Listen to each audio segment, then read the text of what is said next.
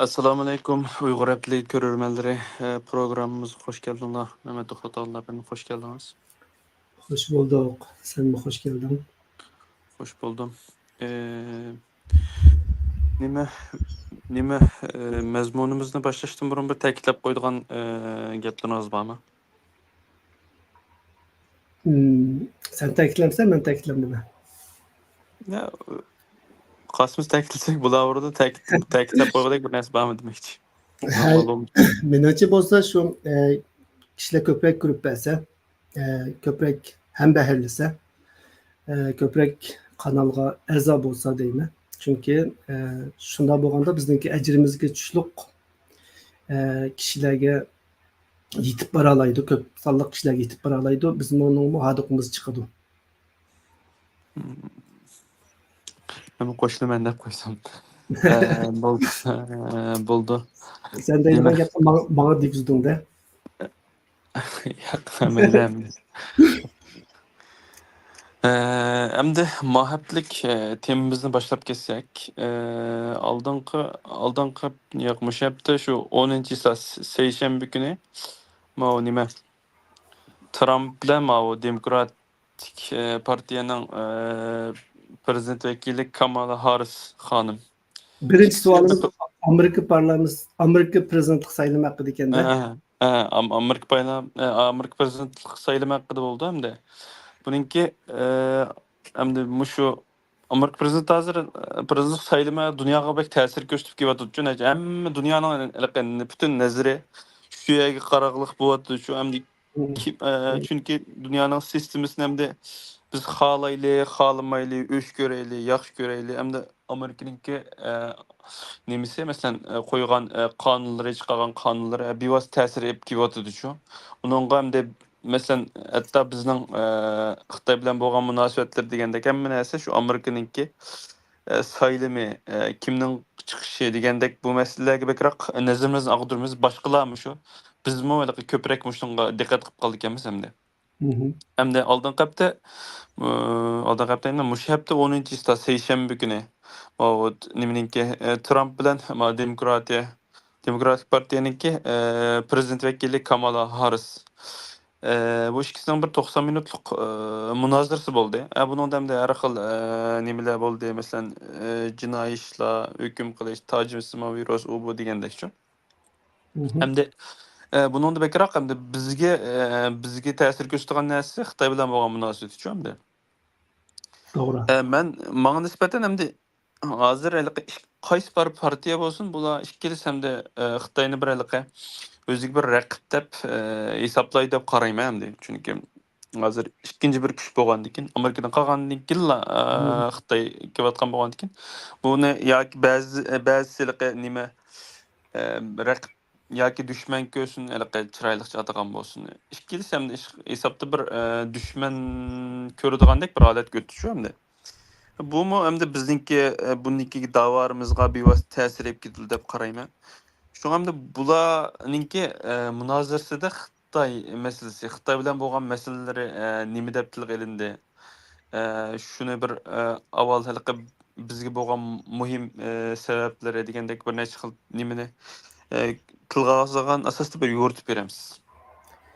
Bo'ldi. Sen degandek Amerikada haqiqatan prezident saylamining oldida prezident nomzodlari az deganda 2 qatim yoki 1 qatim, 2 qatim munozara qiladi. Oldingi qatim o'tgan oyda, yo'q, 6-oyda. 6-oyda Trump bilan Biden o'rtasida bu munozara bo'lgan bir qatim. Ammo Biden chekilgandan keyin bu qatim Kamala Harris bilan Trump o'rtasida bu munozara Amerikaning Philadelphia shahrida CNN'ninki urunlashtirishida elib berildi. O'tgan seshanba kuni. Bu munozara hamda Kamala Harrisga nisbatan tunji qatimliq munozara, Trumpga nisbatan ikkinchi qatimliq munozarada. Xo'sh. Bugun Trumpningki oshkorlashi qaraganda ikkinchi qatimliq munozaraga tushmaydi ekan bu Kamala Harris bilan. Undaq bo'lganda bu qatimliq prezidentlik saylaminingki eng oxirgi munozarasi bo'ldi degan gap.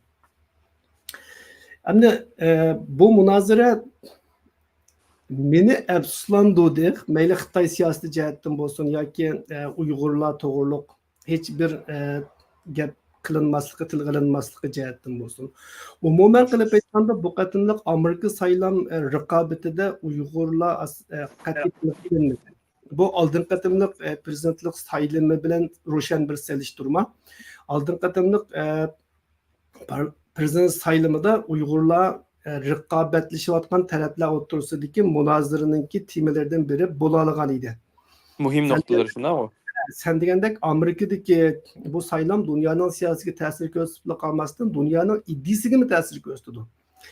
Minglagan, millionlagan kishilar dunyoda ko'rdi. Hatto Xitoydagi masalan, Xitoydagi to'rdoshlarmi buni ko'rgandan keyin kashki bizning davlatimizda shunday bir saylam bo'lgan bo'lsa, shunday bir munozara bo'lgan bo'lsa, kashki biz qog'ozga qarab yig'in ochadigan, o'qiydigan raislardan qachon qutlaymiz degandek orzulari Xitoyniki shuncha qattiq besim ostidagi ijtimoiy taratqulardimi ko'zimizga cheliqib turdi pat-patcho.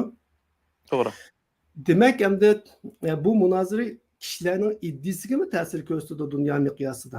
Shuni buningda Uyg'urlarningki masalasida favqulodda muhim ahamiyatga ega edi. Gerçi o siyasetga aylanib ijro qilinmagan taqdirda, ammo afsus bu qatimliq umumiy prezident raqobatida Uyg'ur masalasi tilga olinishdan qolib qoldi. Endi bu qatimqi Biden bilan yo'q, Kamala Harris bilan Trump o'rtasidagi bu munozaradami Uyg'ur masalasi qat'iy tilga olinmadi-da.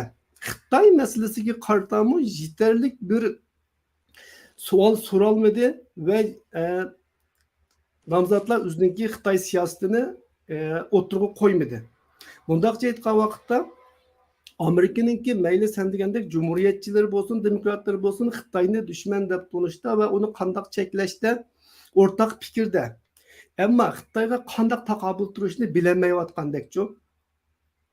Shunga bu tematni atlab o'tib ketayotgandek. Bu qatimqi munozarada meni afsuslandig'ini moderatorniki her ikki nomzodga bir tal bo'lsin Xitoy siyosati haqidagi savolni so'rmasligi. Ondan keyin her ikki tarafningki Xitoy siyosatini tanqidlab bir-biriga hujum qilishdi, ammo o'zininki Xitoy siyosatini uchiq o'tirib qo'yolmadi. Masalan, munozaraninki Xitoyga oid qismida asosan her ikki taraf shu tamojni beji qo'yish qo'ymaslik, tamojni beji qo'yish qo'ymaslik, Xitoyga yuqori texnika masalan chip degandek narsalarni setishga yo'l qo'yish qo'ymaslik degandek savdo qo'riqchiligiga munosabatlik detalash bilan tugatdi-da hammasini. Ya'ni Xitoy nuqtasidan yo'q, Xitoy to'g'risida bir-birini ayiblaydi, ammo o'zininki ochiq bir Xitoy siyosatini o'tirib qo'yolmaydi. Shuni bu jihatini aytgan vaqtda meni afsuslantirdi. Ham umumiy munozara asosliqi men bizningki do'stlarga, ko'rmanlarga yig'in chaqlab bersam, umumiy munozara asosli qilib aytganda Amerikadagi nomzodlar bilan baylar o'rtasidagi masalani hal qilish, ya'ni boj kamaytirish yoki bojni ovutish masalasi. Ondan keyin Amerikada uzun yillardan buyon saylangan temisi bo'lib kelgan va Amerika siyosiy, ijtimoiy va qonun masalalaridan biri bo'lib kelgan bola tushirish masalasi. Ya'ni ayollarning badani ayollarning o'ziga tavammi yoki jamiyatga tavammi. Bola tushirish huquqi ayolning o'zida bo'lamdi yoki jamiyatniki buning olish huquqi bormi deganga o'xshash bola tushirish masalasi bu bir muncha vaqtni oldi shu masalaning o'zi. Uningdan boshqa asosiy ko'chman masalasi, Amerikaga Meksika chegarasidan kelgan ko'chmanlarni qanday bartaraf qilish, ko'chmanlarni qanday to'sish deganda hatto Trump ko'chmanlarni terroristlar, jinoyatchilar, hozir kelgan gap hammamizni ishlatib aybladi, tanqidladi. Bidenning siyosatini qattiq aybladi bu jihatda. Undan boshqa Afg'onistondan askar chekindirish jarayonidagi qalaymaqonchiliklar bu jihatdan bir-birini ayblashdi. Masalan, Trump'ninki Taliban bilan tuzgan kelishimini Kamala Harris aybladi, barbod bir kelishimdi dedi. Trump bo'lsa Bidenning askar chekindirishini aybladi, barbod bir askar chekindirishdi. Men kelishimni yaxshi tuzgan, ammo men bo'lgan bo'lsam, hamma ishlar yaxshi maqsadda, aksicha sen men tuzib bergan kelishimni joyida ijro qilaman deb uni aybladi. Ondan başka Ukrayna uruş meselesi. Ukrayna meselesi de ikili taraf birbirini ayıpladı. Ondan keyin Obama'nın vaxtidagi sug'urtaga ait bir siyaset battı. Şu devirden tartib yo'lga qo'yolmay kelgan, keyin Trump chiqqandan keyin amaldan qoldirgan, orqadan Biden kelib yana kun tartibga kelgan masalalar battı. Mushu masalalarni oxirida bir qur cho'ridida, ammo umuman qilib aytganda bu qatimki munozara asosida Amerikaning ichki masalalarini hal qilishni bakrak asos qildi. Men bundan Amerika siyosatininki Xitoyga taqobil turishdek cho'ng makro siyosatdan biroz o'zini qochirib, balkim saylovchilarda uningki bek ta'siri bo'lmasligi mumkin. Shunga shunday strategiya qo'llandi deb qarashim bo'ladi. İchki masalalarga bakrak petib qolganligini his qildim. Ham bundan Amerika saylovchilarininki Xitoyga taqobil turish, Rossiyaga taqobil turish degandek cho'ng davlat bexatarlik masalalarga bek ko'ngil bilgudek holi qolmaganligini, buning o'rniga o'ziniki ichki iqtisod, ish qurullashtirish, bola tushirmaslik, ya'ni shaxsiy erkinlik qatorliq masalalarga bakrak ko'ngil bildirganligini his qildim. Umuman meniki ta'sirotim shu. Endi mushu munozaraga nisbatan qo'ydik. Masalan, mushu narsani ep chiqdik-da endi, lekin ammo ashundan zaten bir kun burun nim bo'ldi. Mao Tayvan to'qinishini tizginlash qonuni ma'qullandi. Masalan, 9-yil ashundan bir kun burun. Dushanba kuni. Dushanba kuni. Endi bu qonunni chiqarishi bilan bu yerdagi bevosita masalan bu nimani Jungoga nisbatan ochiq bir pozitsiya bildirmasligininki bir bog'lanishi bormi? Yoki deylik mushta oldin qitimqi qaysi 2000 qanchadagi prezident saylamida Rossiyaning bu saylamni aralashganligi to'g'riliq 2020 saylamga aralashganligi to'g'riliq nimalar batdi Rossiyaning. Masalan, bularninki qo'rqishi yoki bu to'g'riliq nima qilmaslikka söz qilmaslikka buningki Xitoyniki buningga aralashib qilishi yoki buningga aralashgandan keyin o'ziga nisbatan bir negativ bir natija qilishidan qo'rqqanligi deb tushunamiz. Qanday tushunamiz buni? Yo'q, menimcha undaq emas. Menimcha yerlik saylovchilarninki ko'ngil bildirgan temisi nima bo'lsa, siyosatchilar saylam nutqlarida shuni bekrak tilga oladi-da. Agar oldingi saylamda Xitoy tahdidi, Xitoyga bo'lgan qarshilik bekrak ta'kidlangan bo'lsa, o chog'da xalqninki shu haqdagi so'zlarni yeydiganligidan derak beradi. Ya'ni qabul qildiganligidan-chi. Ammo hozir menimcha buni har ikki tarafdan jiq ta'kidlamaganligiga qaraganda bu xil gaplar kishilarning quloqiga yoqmaydi-chi. Chunki Xitoy bilan bo'lgan raqobatda Amerikaning keyinda qilishi yoki Xitoy bilan bo'lgan savdoda Xitoyga texmo cho'ng tamojni beji qo'yish qo'ymaslik deganlar Amerikadagi tuvan qatlam xalqni rozi qilolmaydi yoki memnun qilolmaydi bu narsalarchi. Chunki ularning hayotiga bevosita chetilmaydi buchu. To'g'ri. Asos qatlamdagi kishilarningki o'ylaydigani o'zining turmushi, hayotining bexatarligi. Shuning uchun saylovchilar qiziqadigan temalarga bekrak markazlashganligini ko'rishga bo'ldi. Ya'ni Amerika jamiyatining ichki qismidagi masalalarniki bekrak Amerika xalqining kun tartibida ekanligini ko'rishga bo'ldi. Bu hamda Amerikada uzundan buyon bo'lib kelgan bir iqlimdanki biroz kuchayganligi menimcha. Chunki Amerikada xalqarochilik tashabbusini qilguvchilar bilan, ya'ni dunyoning ishlariga biz aralashishimiz kerak, dunyoni boshqarishimiz kerak, idora qilishimiz kerak. Amerikaning dunyoning har qanday bir yeridagi ishlarda mas'uliyati bor deb qarash bilan, yo'q, Amerika o'zini kuchli tutish kerak, o'zining holidan obdan xabar olish kerak. Hamma yerga burnini suqashning hojati yo'q deb qarash o'tirsidagi ziddiyatda yoki to'qinishda bu Amerikanınki özünün menfaatini öz içine bekerek oylaş gerek deganlarninki sonning bag'ansil eshivatganligidan direkt birido deb qarayman.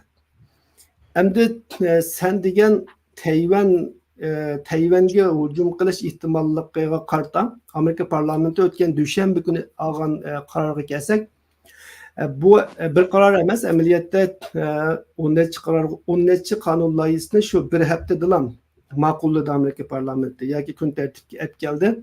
Ha, çünkü Jungo haftaligi deb atabdi onu. Jungo haftaligi deb atadi. Xitoyga oid bir yurish qonun takliflarini bir aqlam qarab chiqdi. Buning ichida biri sen degandek Tayvan to'qinishining oldini olish yoki Tayvan to'qinishini tizginlash, to'xtatish qonun loyihasi. Bu qonun loyihasi asosliqi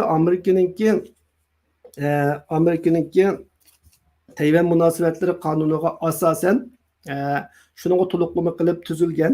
Amerikaning hozirgi Tayvan bilan bo'lgan munosabatini 1979dagi Tayvan munosabatlari qonuni boshqarib keldi. Ya'ni kontrol qilib keldi. Endi shu qonunning moddalariga asosan bu qatim agar prezident Xitoydan Tayvanga qarata bir tahdid, ya'ni urush tahdidi bor deb qaragan ahvol ostida o chaqda parlamentga bildirish kerak. Ondan keyin Xitoy rahbarlarining Amerikadagi mol-mulklarini to'nlitish tashabbus qilingan bir qonun loyihasi ma'qullandi. Bu qonun loyihasi asosliqi Xitoy rahbarlarini Tayvanga qarshi hujum qilish, Tayvanni besib olish niyatidan yondurishni maqsad qilgan deyishga bo'ldi. Ya'ni bu yerdan umuman qilib aytsak, biz oldin qatimliq programmalarda so'zlab o'tgan Amerikaning davlat xavfsizlik maslahatchisi Jack McMillanmi?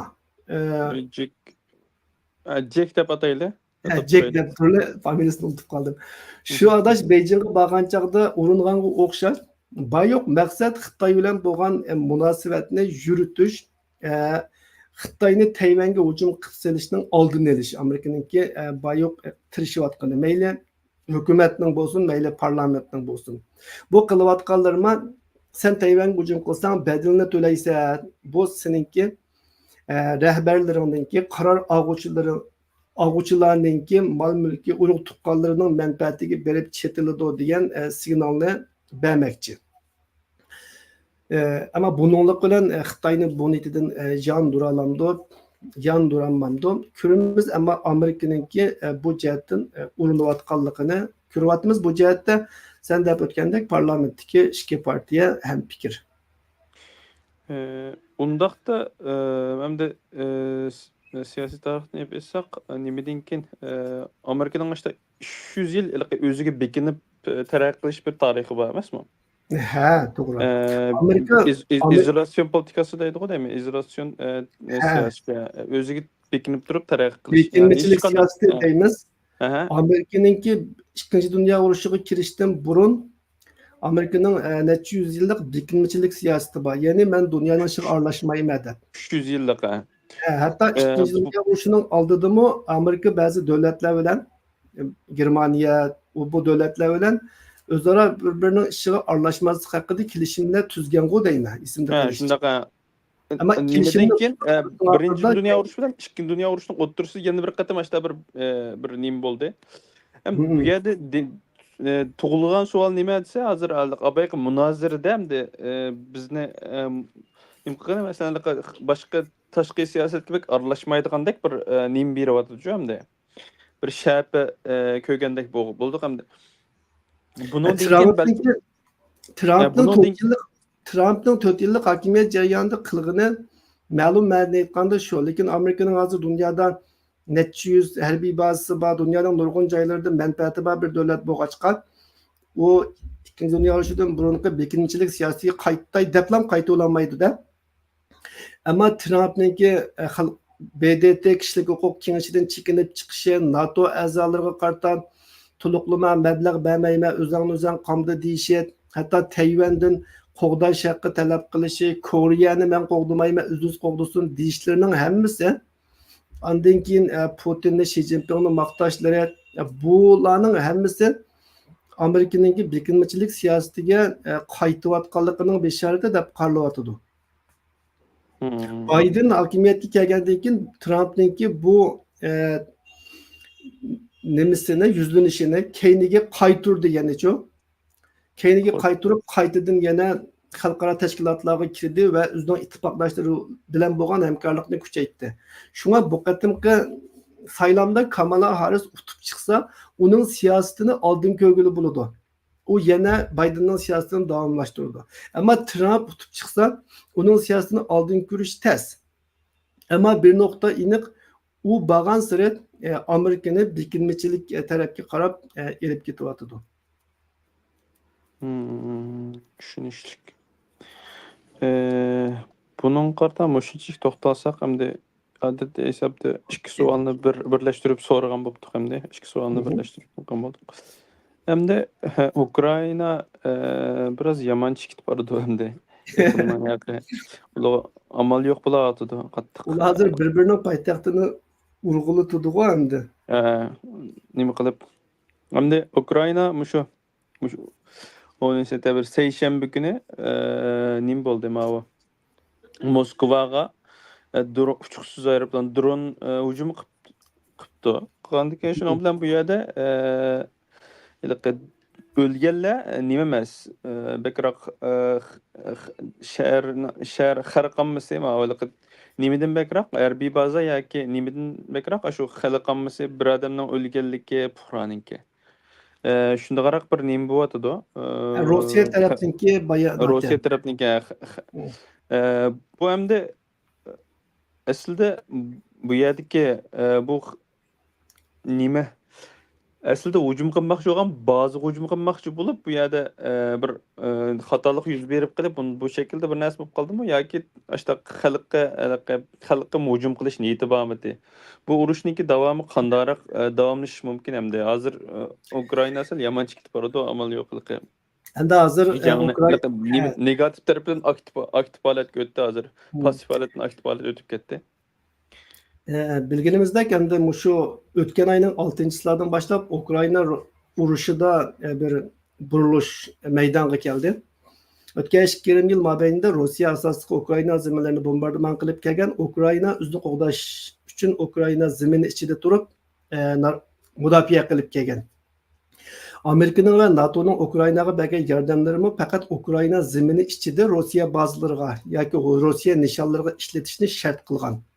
Chunki Rossiya NATO qurollarininki Rossiya zaminida ishlatilishi bizning qizil chiziq emas. Agar undaq bo'lsa, biz urushni NATO chegarasiga, ya'ni Polsha, bu taraflarga yo'tkaymiz deb tahdid solgan bo'lg'achqa, Amerika va NATO davlatlari bundan ehtiyot qilib kelgan. Ammo o'tgan oyning 6-kuni biz bir necha son burungi Uyg'ur haftaligida tahlil qilganimizdek Ukraina Rossiyaning Kursk rayoniga besib kirib, hozirgacha u yerda 1300 kvadrat kilometr atrofida zaminni ishg'ol qilib turyapti. Ya'ni urush allaqachon Rossiya zaminiga yamrab bo'ldi. Endi hozir ikki taraf bir-birininki ichiga kirib turib zarba beryapti. O'tgan 1-2 hafta ichida Rossiya Ukrainaninki Kiyev va uning atrofidagi nurg'un rayonlarni havodan bombardimon qildi.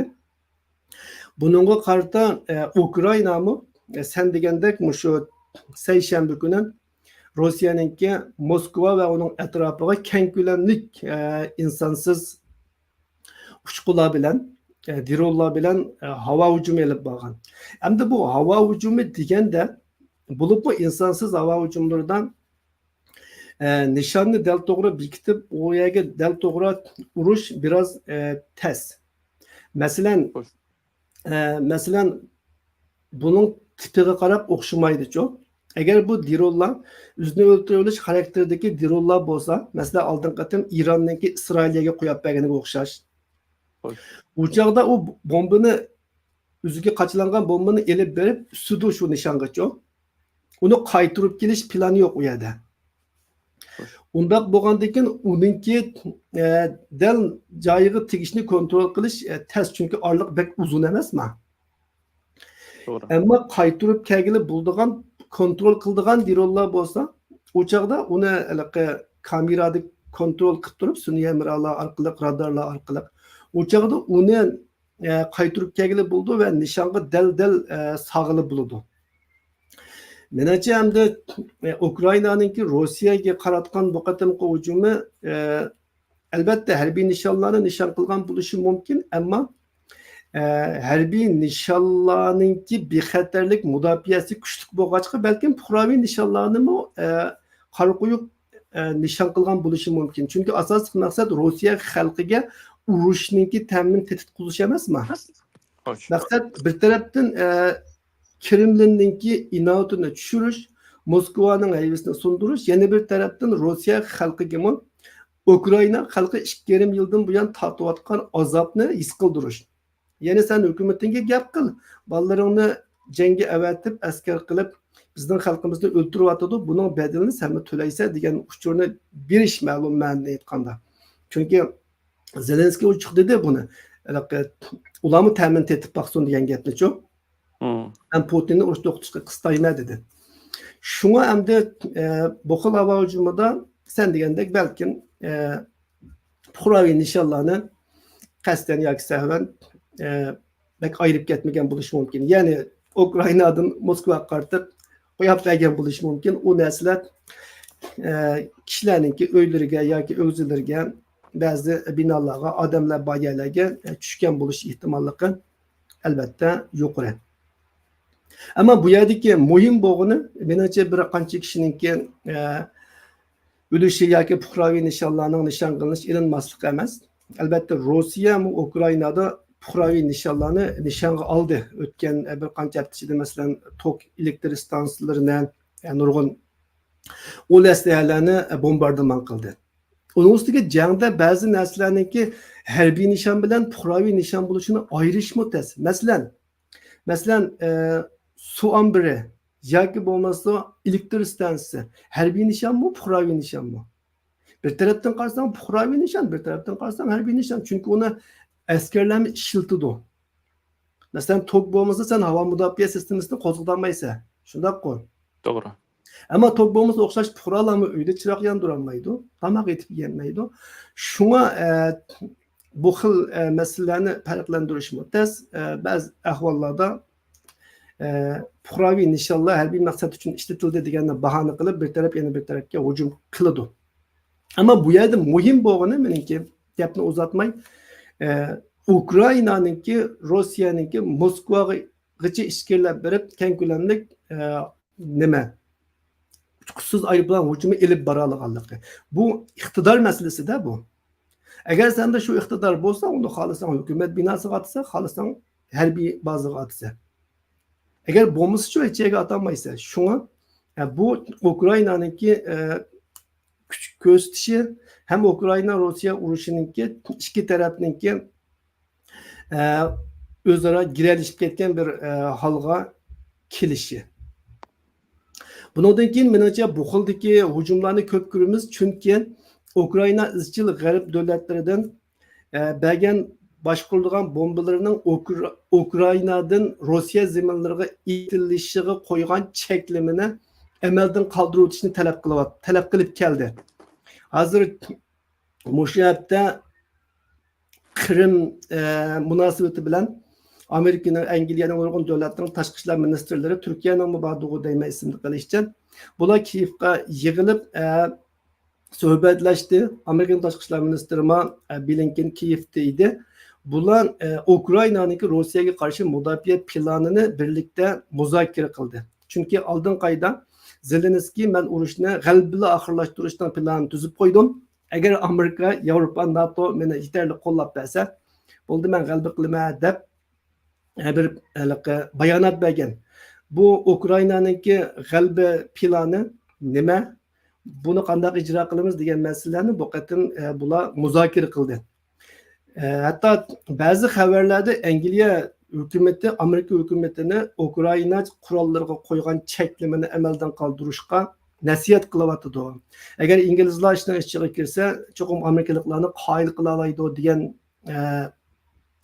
bayonlar degan muloyizalar o'ttirg'i chiqilmi bir ish kapti bo'ldi. Demak, agar Amerika, Yevropa Ukrainaga bergan boshqarilgan bombalarga qo'ygan cheklimini bekor qilsa, Yine sen bu kurallarını fakat Ukrayna içindeki Rusya nişanları emas, Rusya'nın içki kısmındaki nişanları mı aslan buldu dese, o çağda tehi işten kızlıkını görürüz. Yani bundan keyin devamlı Ukrayna Rusya'nınki bombasını yevermeydi. Rusya mı Ukrayna'nınki bombalarını köplep yaydı degan gap. Hmm. Bundan keyin qiziq nuqtalar hem de Rossiya Ukrainani cho'rdab xeyli qiziqdikda undaqda. He. Hem de üçüncü bir sual nimeninki Tayvan'ninki de şununla birinci sualga birleştirip sorup etken boldum hesapta. Hem de özümüzning meseleleriga qaytib kelamdik. Qaytib Ma kelaylik. Bu ma haqda ish qilib bizning jamiyatimizda. ma nima Facebook'taki mazmunlarga biroq qarab chiqqan bo'ldim. Yo'q. Nimeninki Türk dünyasından bir meselesi var ekan unutqaptiman. Anan keyin keleydi. He, o'rtaq ilibda qarorida Ortak ilip hem de nime o Türk dünyası derken O'rta Asya'daki devletler hesapta hem de Türk birlikini kurumuz dep nim kılıp atqılı. Bula küçük atqılı xel uzun boldu. Ola hem de Büyük Turan. büyük duran. Aynı vakitte bölge vakitte hakikaten birisinin biz zamanlarını birisiga nim qilib turib jidal holati deb bo'lib qo'yganligi aniq shu hamda ba'zi qirg'izlarniki yashaydigan yerini O'zbekistonga yoki Qozog'istonga degandek işte bir jidal majra şekilde bir nim bo'lganda bölge vaqtida. Hem de bulanınki otursun nurgun bir cideller var hem de tügmeydiğen çigra cidelleri, çigra dokunuşları bu atıda. Bazı halklar turası ziddiyetleşip kaldığı ahvallar bu atıda.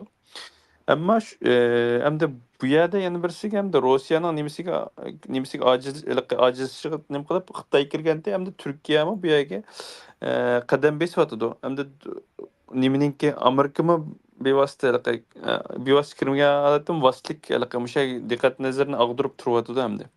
Hem bu O'rta Osiyodagi davlatlarga nisbatan bir foydali ish hamda har qancha xil jiq kuch bo'lsa u yerda o'ziga tanlab Faaliyet boşluğu çoğuydu. faoliyat boshliqi cho'ng'iydi, lekin tanlab turib birlashalaydi har qanday vaqtda. Bu hamda bir esat foydali. Hamda bu ortak bir ilipbeni layisi nim qilibdi hamda bu ortak ilipbe layisi naiti hamda agar bu qilib qolsa naiti bu birlikniki yoki bo'lmasa bu yerdagi turkiy millatlarning birlashishiga teg'inbek qulaylik olib keldi deb qarayman. Ayni vaqt 100 yil burun bu ayni vaqt Qashqarda yozilgan bir jurnal yoki gazetni İstanbul'da nim qilmaydan o'qiy olayotgan to'qimda. Taşkent'te, Kazan'da her yerde okuyorlar. Her yerde okuyalaydı. Hem de bu nimelerge bu eğer bu ortak bir ilipbe layisi kılalamdı hem de 14 30 kerepni sunuptike 14 kubul kılınıptı hazırca. 34. Bu 34 nokta hazır karsam 14 kubul kılındı dep çıktı o da Yeni Şafak'ın gezisi kögende kıldım. Ya hazırki layiha şu 34 harflik ortak ilibbe kabul kılınganlık hakkındaki kararmış o. Bu bunun ta'siri qanday bo'lishi mumkin, qandaq bir foydali bir narsani olib kelishi mumkin. O'rta Osiyoga bunun qarta bir yo'ritib beramiz. Elbette ortak ilibbe arzusu hem de Türk dünyasınınki 100 yıllık bir arzusu dişki buldu da. Xo'sh. Bu aslida O'rta Osiyoni Ruslar besib burun Osmanlı ag'dirilgandan keyin Türk dünyası Latin harfleri asasında bir ortak ilibbe arzusunu bundan 100 yıl burun kılgan. Ama bu arzu Ruslarınki Bolşeviklarning O'rta Osiyoni ishg'ol qilishi bilan amalga oshmay kelgan. O'rta Osiyo xalqlari majburiy Kiril yoziqi, ya'ni Rus ilibasi qo'llanishga majburlangan. Şunun bilan Türkiye 1928'de öz aldığı Latin ilibasiga o'tgan. Neticede Türkiye Latin ilibesida O'rta Osiyo davlatlari asosliqi Kiril Rus ilibesida davom qilib kelgan. Bo'lmasa agar Ruslarning mudohalasi bo'lmagan bo'lsa 1926 Bakuda ochilgan Türk dunyosi Türk til qurultayı deyman. Hoş. Bu qurultayda o'rtaq ilibbaga o'tish qarori qilingan. Hatta şu karar bo'yicha Azerbaycan 1928'den 30'largacha 2 yildek Latin ilibasiga o'tgan. Ama keyin Moskvaning besim bilan buni amaldan qoldirgan. Ondan başqa biz İsmail Gasparali'ninki eserlerini vatanda o'qigan, o'qib cho'ng'igan desak bo'ladi. Bu kishininki Tercüman degan jurnali hammamizga tanish. Tilda, fikirde ve harekette birlik. Bu Türk dünyasınınki birleşişinin bütün güçlüler teşebbüs kılgan kişiler bu. Xitaylar olsa Ruslar bilen hem nefes hem tayak bulup bu işten hatta Uygurlar işçideki merifetperver kişilerini izcil pan-Türkislik bile ayıplap geldi. Çünkü pan-Türkiz diye vakitte bu nokul Xitaylarning emas Ruslarning bekerek açığını keltirdiğin bu açıkan. Şu Türklerning birligi Ruslarni ve Xitaylarni rahatsız kıldığan bir amel. Şunun için Uygurlarga pan-Türkizm xahişi öz içiga almagan yoki bu halkı kemmigen Uygurlarninki akartı şirketlerini yoki Uygurlarning hatta o'zininki cho'ng kimligini Türk deb atışını mı Xitaylar qabul qilmay keldi de. Şuna kıskısı bu 100 yıllık bir arzu Türk dünyasına nispeten. Bu arzu Ruslarninki mudahala qilishi bilan amalga oshmay kelgan, ammo 1991 yilin Sovet İttifakı'nın parçalanışı bilen O'rta Osiyo'daki 5 Türk Cumhuriyeti müstakil bo'ldi. Bular arkadan Kiril yazıqını taşlap Latin yazıqıga o'tishni boshladi. Mesela Azerbaycan 92'de başladı o deyme. 91 müstakillikka erişip bir yıldan keyin. Özbekistan 92 yani cek farkı yok arada çok. Hoş. Kazakistan biraz keyin. Hazır hem de bir ötmeyen Kırgızistan kaldı hazır Latin ilibesiga. Ama bularning hammasi Latinchaga o'tgan bo'lsa-mu yoki Kirilcha bilan Latinchani teng ishiltib, asta-asta Latinchaga o'tish musofasini boshdan kechirayotgan bo'lsa-mu, biroq bu yerda birlik yo'q-da. Yani Özbekler tuzgan ilibba boshqa, Qozaqlar tuzgan boshqa, o'xshash tovush, o'xshash ovoz, ammo harf farqli. Shuning uchun bu yerda bir Türk milletlerдің içindeki o'xshash tovushni o'xshash harf bilan ifodalash. O'xshamagan tovushlarga kelganda, masalan, Türklarda yo'q, Qozoqlarda bor, Qozoqlarda yo'q, Uyg'urlarda bor.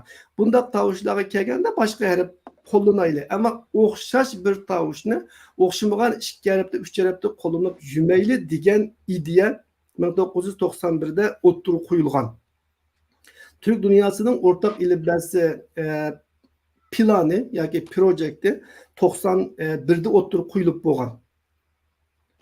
Endi bu qatim Bakuda 9-yillardan 11-yillargacha ochilgan mushu o'rtaq ilibba komissionininki yig'inida 34 harflik Türk o'rtaq ilibbasi qabul qilindi. Yani bu 30 yıllık bir musafideki ilgirleş mundaqça aytqandichu.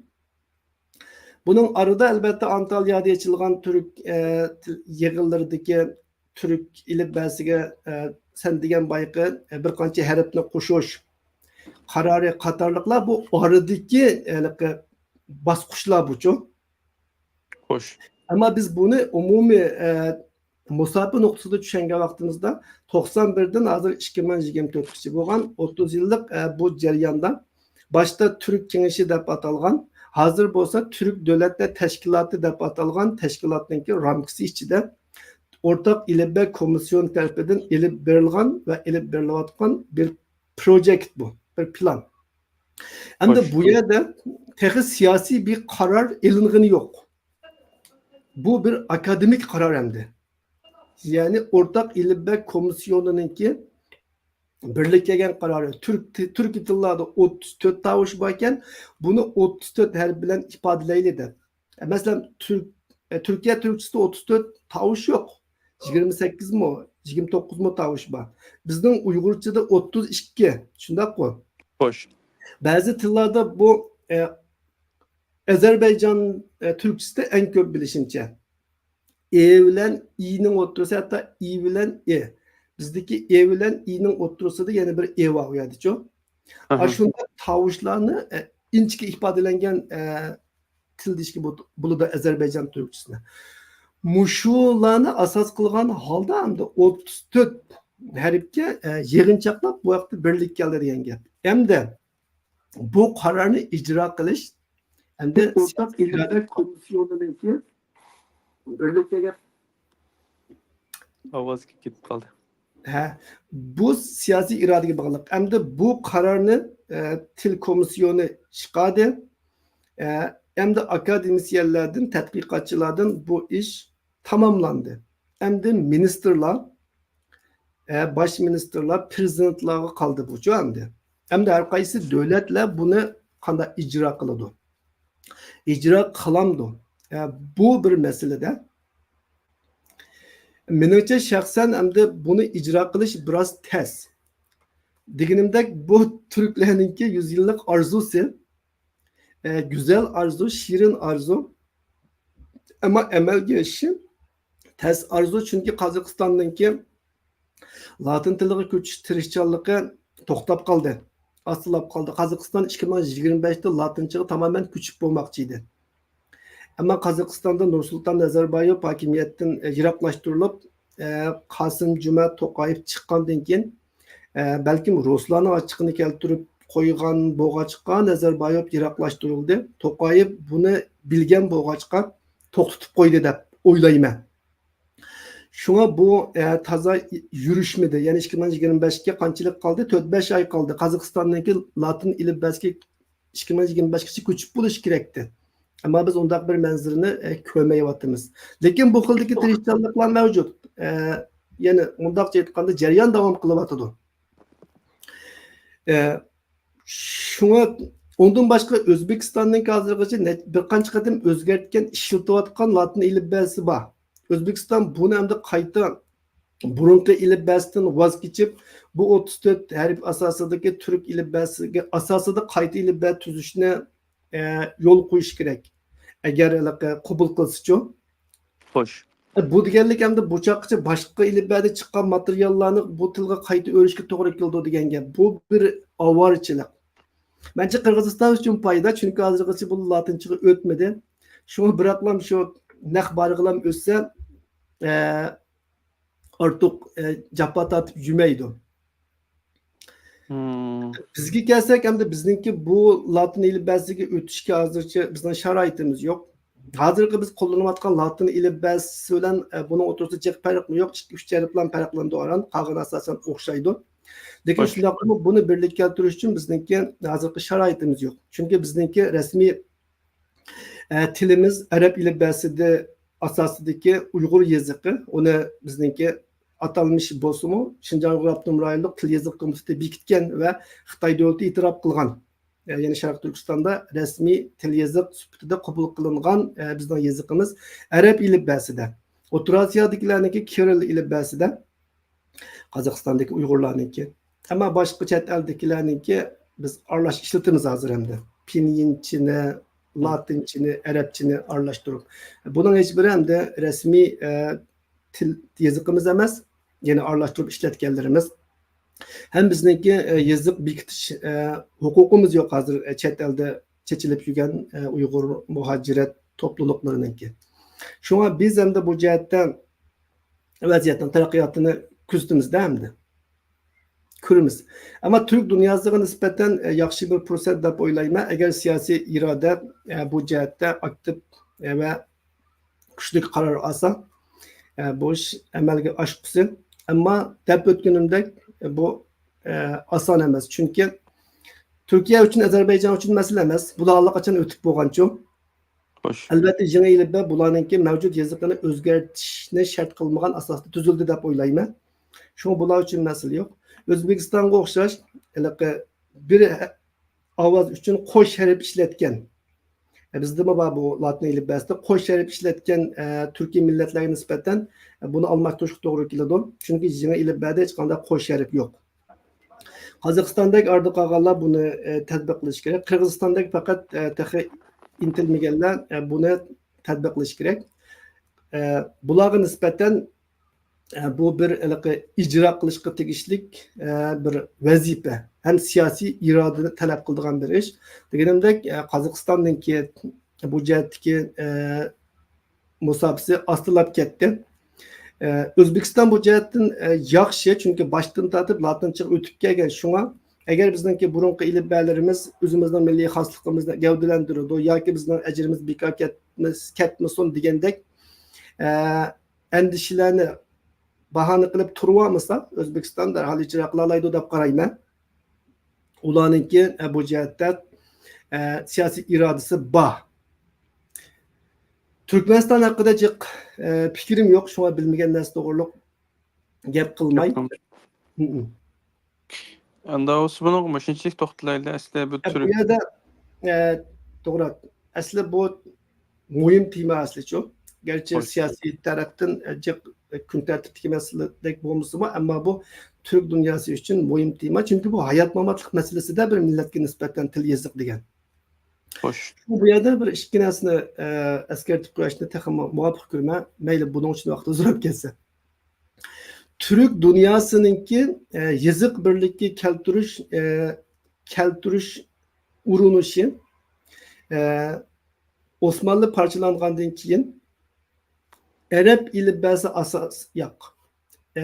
Arap ilibasi asosidagi yazıqdan Latin ilibasi asosidagi yazıqqa kuchda mujassamlangan. Bunun oldida Türk dünyasınınki yazıqı Arap ilibasi asosida birlik kelgan edi. Sen baydab o'tgandek bütün Türk boyları, Türk kavimleri Arap ilibasi asosidagi Çağatay dili ve Osmanlı dili yoki yazıqı. Yani Osmanlıca, Çağatayca degan ikki harf o'xshash, ammo ifodalash shakli til shivi o'xshamaydigan ikki tarmoqda birlikka kelgan.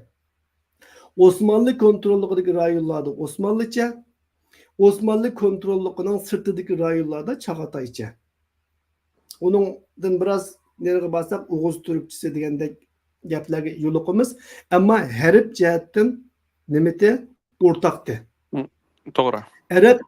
Arap ilibasi, Arap harflari keyin Fars harflari bilan birikib o'zgartirilgan Arap ilibasi deyli.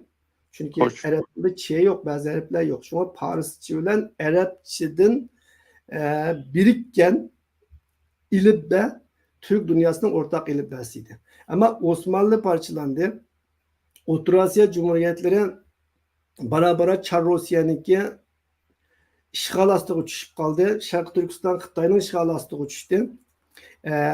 Moğol imperiyasını parçalandı. Hindistan'daki yoki besilindi. Şunun bilan Türk dünyasındaki ziyolilar jadidchilik, yenilikka kuch harakati başladı.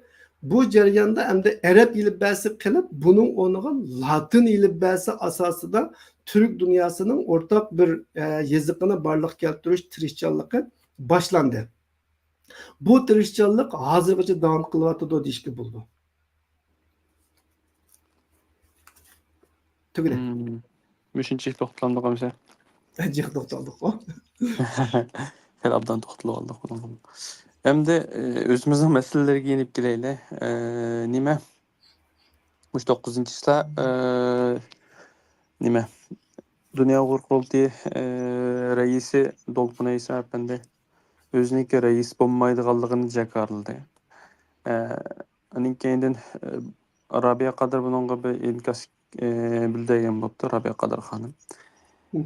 Uning keyin bu Uyg'urlarga nisbatan qandaroq nima yangilik deb o'ylamsiz yoki buningki bu o'rganishga arziydigan bir narsa deb o'ylamsiz yoki qilishga tegishli bir ish deb o'ylamsiz? Qaysi şekilde düşünüşümüz mümkün emdi bunu?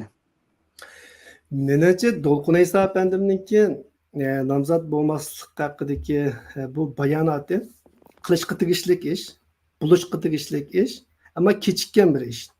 Dunyo Uyg'ur qurultayiningki raislik nomzodini tizimlashga 2 kun qolganda, to'shqil 2 kun qolganda Dolqun İsa Efendim o'zininki rais nomzodi bo'lmaydiganligini jakarladi va ilgari talay qatim yig'inlarda va namoyishlarda bergan va'dasini esledi.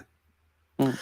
Qilishga tegishli ish. Chunki Dunyo Uyg'ur qurultayiningki nizomnomasi bo'yicha bo'lsin yoki Dolqun İsa Efendimning o'zi burun deb kelgan so'zlarga asosan bo'lsin, uning qayta rais bo'lish salohiyati yo'q. Ya'ni iqtidori bor-da, tajribasi bor, ammo nizomnoma yo'l qo'ymaydi, uningga demokratiya yo'l qo'ymaydi. Şuna Uygurlarınki demokratiya musafasını ilgirleşi için Dünya Uygur Kurultayı'nınki demokratik musafasınınki tiziliş ilgirleşi, Dünya Uygur Kurultayı'nınki sistemleşi, her cihetini elip etkanlar Dolqun İsa Efendim bu kadın reis namzatı bulması gerekti. Qışqı tegishlik işini kıldı dep qarayman. Hem de Rabia Kadir Hanım'ınki bunun qaytığın inkasıdan ben afsuslandım rast gapini desem. Çünkü Dolqun İsa Efendim'ninki bu vaktki samimiyetinden gumallanıptı ve onu sen yalgandın, şunda Ali Cenab bulup aldın dep eyiplepti. Biz Brown'unki köngülüge, niyetiga qarab hüküm kılmayımız bu siyasetçi çok. Hareket muhim. Hareket muhim. Köngülü yaxşılık kılıp eğer Dolqun İsa qayta namzat doğan bolsa biz onu tenkitlaytdık şundaq qol. Doğru. Mesela onun köngülü yaxşı bulup bu Şarkı Türkistan davası çekinip ketmesin, Dünya Kurultayı keyniga menip ketmesin dep qayta namzat doğan bolsa tenkitlaytdık. Demişqa? Çünkü onun köngülü yaxşı bolgan bilen onun kılıvatqını xata. Xata xuddi sen haram narsani yaxshi niyat bilan yesang bo'lmagandek bir ish. Şuna Dolqun İsa'nınki to'g'ri ishni yomon niyat bilan qildimi, yaxshi niyat bilan qildimi, nim bilan qilsa bizning nimakarimiz. Biz siyosatda kishilarninki so'ziga qaraymiz, so'zdan bakrak harakatiga qaraymiz. Harakat to'g'ri bo'lsa, harakat o'rinliq bo'lsa, bo'ldi uning niyatining qanday bo'lishi Xudoy bilan o'zining o'rtasidagi ish, bizning omma bilan rahbar o'rtasidagi ish emas. Şuna bence Rabia Kadir Hanım bunu alkışlaşı gerekli dep o'ylayman. Çünkü o'zi qurgan tashkilot, o'zi necha yil bosh bo'lgan tashkilot. Gerçi keyin o'zi bu namunalik rolni ololmagan bo'lsa-mu, ammo o'ziniki varisi buni olgan bo'lsa, bu rolni olgan bo'lsa, buni joriy qildigan bo'lsa, menimcha uni alqishlash kerak. Chunki siyaset kishilarninki niyatiga, ko'ngliga qarab bo'ladigan narsa emas. Undaq bo'lsa dunyodagi barliq diktatorlarga qarasan hammasi xalqim uchun qilyaptimi deydi. Undaq emasmi ya? Belki xalq uchun qilayotgan bo'lishi mumkin. Ko'ngildan, ammo nacharlik.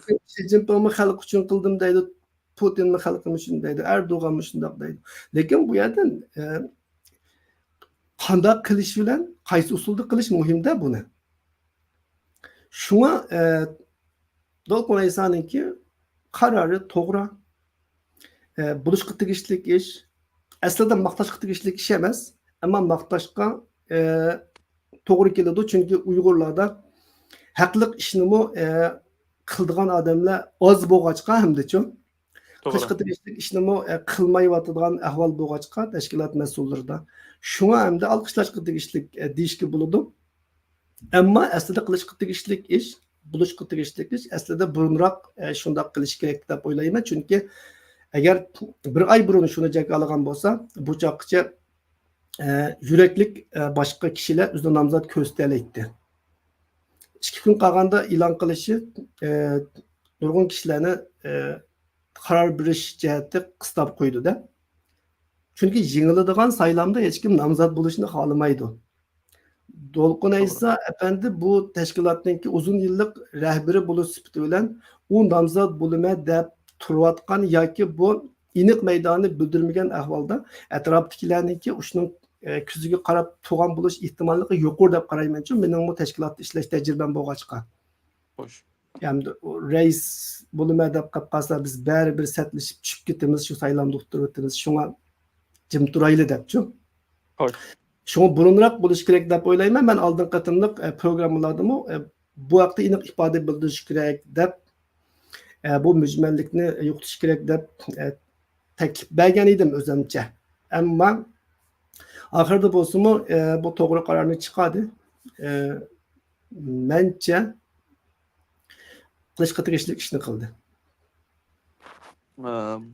Unda olsa menmi bizmi Dolqun İsa efendimge rahmetimizni bildirmiz shunda da. Endi boshqalarga nisbatan ham bir ulgu bo'lib deb qarayman endi bunda. Ha. U agar deliqi hozir saylamga bilek nomzod o'zi ko'rsatmabdi-ku. Bunday ahvolasizlik bezirib o'tirib olgan bo'lsa-mu, ishtim demaydi endi. Tanqidlab tilab beqib qoldik yani. Ammo buningga endi bu to'g'ri ishni qilishqidagi ishni qilganlik uchun, vaqtida qilganlik uchun buni men rahmat aytaman. Bu bir ulgu deb qarayman. Bu Lekin agar Dolqun İsa reislikdan nomzodidan chekinganligi uchun yoki bo'lmayman deganligi uchun bu alqishlarga tegishli ish dedik-da. Ammo boshqa nomzod chiqmagan bo'lsa, bumi ojizlik.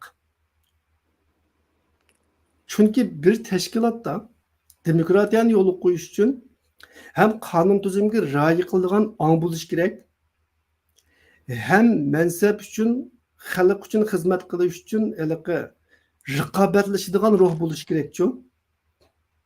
To'g'ri. Agar u tashkilotda saylamga tushadigan jonni tikib elisha oladigan raqobat kuchi va odam bo'lmasa, u tashkilot yana ojiz. O bir tashkilotniki urushmay, jidallashmay, silozir deb o'tganligi uning kuchlikligi emas. Uning kuchlikligi bir-biri bilan tutishib turib, utib chiqqanligidek qobil kishilarning ko'plab bo'lganligida va biri utqanda yana birining qaydab tashkilotni tashlab ketmaganligida. Qo'shni tashkilotimizni quriblar, uningda yana o'qituvchi bo'lib tura olganligida. Har vaqt zapas qo'shin bo'lib tura olganligida. Şu dünyanın kontiniki reis namzatının köplek çıkışı saylamның texnik keskin buluşu teoqanın inoatını şuncha götürdü. To'g'ri. Endi hozir biraz başta eng beshi to'xtalgan prezident saylamidagi munozara hamda mush şekilde qilsa bo'ladi aslida. Shu haliqa men qurultay vakil bo'lgandan keyin mayak akil alayman. Munda nimalarni balkim bir nechta qonunni nimadan o'tkazishman. Degan şekilde o'zininki iqtidorini, aniken qilgan bundan burun qilgan ishlari, buningdagi qilmoqchi bo'lgan planlari degandek narsalarni o'tirib qo'ya olsa, balkim bu chaqda bularga nisbatan bo'lgan xalqninki tunishi, qo'llashi, buningdagi tashkilotning rivojlanishi terimi yaxshi bo'lishi mumkin deb qarayman. Albatta. Bu meni haq saylab qo'ydi, amalsiz bo'lib qoldim degan odamni tashkilotga boshliq qilgulik emas. Yoki men bo'lmasam bo'g'ila odam yo'q, bo'ldim degan odamni qilmaslikka. Bundaq tashkilotning bo'lgandan bo'lmagani yaxshi. To'g'ri. Chunki u ishlamaydi-ki, tirishib ishlamaydi-ki, elishib olmagan odam. Shundaqmi ya? Qadriga yetgan odam uning uchun elishidi, uning uchun tirishidi, andan keyin utib chiqqanda u mas'uliyat his qiladi. Bizningki tashkilotlardagi bir masala shu. Tashkilot mas'ullari o'rnini boshqalarga bermaydi, oldirib bermaydi. Belki vaqtda sharmandalarcha berib o'tadi, andan keyin chiqib belak tashkilot quradi. Ammo yaxshi ishlamaydi. Yaxshi ishlamagan chaqda kelgan tanqidga beradigan javobat, men qo'limdan kelgancha mushunchalik qildim, boshqalar oladigan nochi bo'lsa, elinglar deydi. Andan keyin boshqalar olay deb bo'lsa, bermaydi. Men buni qurib mushalga keltirdim, siz endi nerdan keldingiz? Bunda asosh yo'q. Mancha yil ishlashingiz kerak qo'l ostimda, ishonchimga erishishingiz kerak. Deb hikoya qo'ydi. Shunga nima mangmas qo'ziqdek ishlaydi. Balda o'tib ketaylar bu temada. Valla. Hem de yana bir saat kapır tuttuk. Nimeninki Enver Efendimninki Aydınlık Geziti'ge berip söhbet hep beriptim de bununla ben ah Xudayım nim desek ola hem de bunu hem de keçürüm sorap diken bu adam hem de ötkendelik o keçürüm soruşunu bunu ılık nimi ögünüşke erziydi çünkü bunlar katlaşıp durup keçürüm sormay turvatkallam ba degендek bir narsa yezip dikensiz köygen tememde. Ha, Lekin hem de manga nispeten hem de buna hem özen biraz düşüncemle kılıp kılayan eken kaşkıdaki koşasız hani ötep giteyle bununla. Lekin hem de asli bek tem tılga uçu yok bir temette hem de. tilgamsak bo'lmaydi hozir Tılganmasak bulmaydı bir qiziqmoq xil bo'lsa. ya külüşümüz ya yığılışımız bilgilenmeydiğin bir şekildeki siyasisetçilik değilse nimde bir tılgırışı bilgilem ya bunu nim kılınmaydı ya bunundaki bazı adamlar bu bir ihanet ya ki münafıklık diyen şekilde mi yorumlaganlar buptu hem de bunu. Ha, Hem de ötken ben yazmamızda okuyan vakti manda okudum. Mesela toğra aylık başkalar mı nim kıldım bununla. Ben özemlik inkasını bir bildire. Aynı vakitte mesela sizin tılgayıp okuyorsunuz belki körürmelerimiz cık köygen diyor okugan da okumagan da. Bunu nimisi hem de başka mesela bu madalyonun iki yüzü mü? Kayısı bir nimenin işildiği değil mi? Bir röportaj işildiği değil mi? ha, İşte Allah'tan andan Özcan Türk mü? bir nima küçük ku değil mi?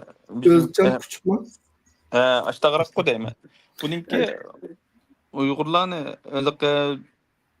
nima qilib turib ziyorat qilib turib bu ziyoratniki to'liq qismi emas. Ercan Küçük gene endi isim. Ercan Küçük degan tejab kulgim kelib ketib bardi. So'yadi qiziq ekan Uyg'urchada. Bu aslida kechirim so'rashi nim qilish tegishli bir ishlab shunda bir inkas bildiribsiz hamda bunga men bir qarshi inkas bildiray. Boshqalar bu yerdagi bu Ercan Küçük'ninki Ercan Küçük bularni yoki ziyorat qilib bag'a vaqtki ziyorat qilib bag'a vaqtda o'zini tunishtirgan vaqtda men Uyg'urlarga aloqador bir yaxshi bir yoki belgesel yoki film ishlamoqchi degan shaklda tunishtirib o'tganda bular. Qarshi tarafidagi odam bilmaydi buni, ziyorat qilinuvchi bilmaydi. Aniken bu jarayonda andın bu adamniki to'liq nima deganini bilmaymiz. Faqat bizga sunilgan tabaqdagi narsa kesib chopilib urilib Uyg'urlar ziyonliq tarafini kesib chopilib akaplam qilgan bir narsada hamda. Hamda haqiqatan Uyg'urlar buningdan keyin oldiga kelgan odamlarga hamma narsa demaslik kerak. Ba'zida anglab qo'g'ab ketaman-ku. Safako'yda birisi 50 liradan pul taqib etibgan iqomatini tutqizib rasm tortib masalan qilsa ma'qul debdi degan shaklda işte bir narsalarni ko'ramiz hamda. Shu qadar ahmoqlikqa bora olamiz-ku hamda ba'zi narsalarda. Haqiqatan diqqat qilish arziydi. Har qanday bir odam bilan paranglashayli, nim qilayli, buningdan keyin har nimaga diqqat qilish tegishli. Lekin hamda bu ikkisinikini nim qilgan vaqtda bir tarozi qo'ygan vaqtda bakroq eg'ir bosadigan hamda xatolik jihatda. Anvar Japanning eg'irroq bosadi. Chunki bu odam Aydınlık gezitidan bilmemdi o. Necha vaqtni yoqib bularning ishlayotgan, bularni bizni qarlayotgan nurg'un narsa bor hamda. Xuddi berib buni undaqroq men o'xshatdim hamda. Undaqroq satroq o'xshatsak hamda. Bu Xitoy konsulga berib biz jidallashib qoldik shu biz sizlar adil bo'lgandan keyin bu arib qo'ygan bo'lsanglar degandek bir shakldagi bir ishkan hamda. Satroq o'xshatsak. Buni bilmay turib emas, bilib turib berishi qandaq gap hamda. Boshqalarga men hozir bununla nispeten ziyorat qilinuvchilarga bilmasin ham bilmay desin kesib chopilib urilib tayyor qilingan bir reportaj olsun. Ammo bu berib turib o'zi berib turib hamda buni tillab berishi hamda nayt bir rezillik emasmi balki qanday tushunsan buni men nima qilamadim men shunchaki yorum qilaman. Tanqidlab bo'ldingmi? Yani tenqitlep boldu. Ben yazmamda degenimdek men bu mesele inkas qaytılmaydı diken qarsam meleke kişilerdeki tenqitleş yoki ishlatgan so'z iboralar bek keskinleşip ketdi çok. Hoş. Şununga asasen men şu özümdeki şu vaqtdagi mötedil qarashimni dedim. Nima dedim bilmaganlar uchun. Envercan akaninki Aydınlık gazetiga berib DOK ustidan shikoyat qilib ziyoratni qabul qilishi bu xato. Menimcha bo'lganda Envercan aka DOK'ning qurg'uvchisi bo'lish sifati bilan Aydınlık emas, menimcha har qanday bir chet elning mediasiga so'zlamaslik kerak. Nimishqa desa, bu o'zining tashkilotining ichki ishi hamda-ku. Hoş. Buni Uyg'urlar ichidan yig'inlarda o'tirib qo'ysa, shu yetarli deb o'ylayman hamda-ku. Chet el medialarga so'zlashninki to'g'ri deb qaramayman. Teşkilatçılık noktasını elep aytganda-ku. Hoş. Endi Envercan aka qandalan bo'lmasin, men xabarim yo'q deb o'zlari aytib kechirim so'radi. Menimcha endi kechirim so'rganlikning o'zi u yoshdagi bir odamga nisbatan endi qabul qilishga tegishli bir fazilat, e'tirof qilishga tegishli fazilat. Chunki biz bilimizki bir ishni xato qilishdan u ishning xatoligini tunib kechirim so'rash tez. Kechirim so'rash tez. Talay ishlarni xato qilishimiz mumkin, ammo uning xatoligini e'tirof qilib kechirim so'rashimiz notayin. Biz chet elda siyosiy jihatdan bo'lsin, mayli jihodiy jihatdan bo'lsin, tog'dagilar bo'lsin, bog'dagilar bo'lsin, Uyg'urlarningki hayoti bilan o'ynashgan talay qarorlarni chiqarib, mit qilmay, kechirim so'may yurayotgan nurg'un kishilarni bilamiz. Bilmemdik yoki. Doğru. Bilimiz.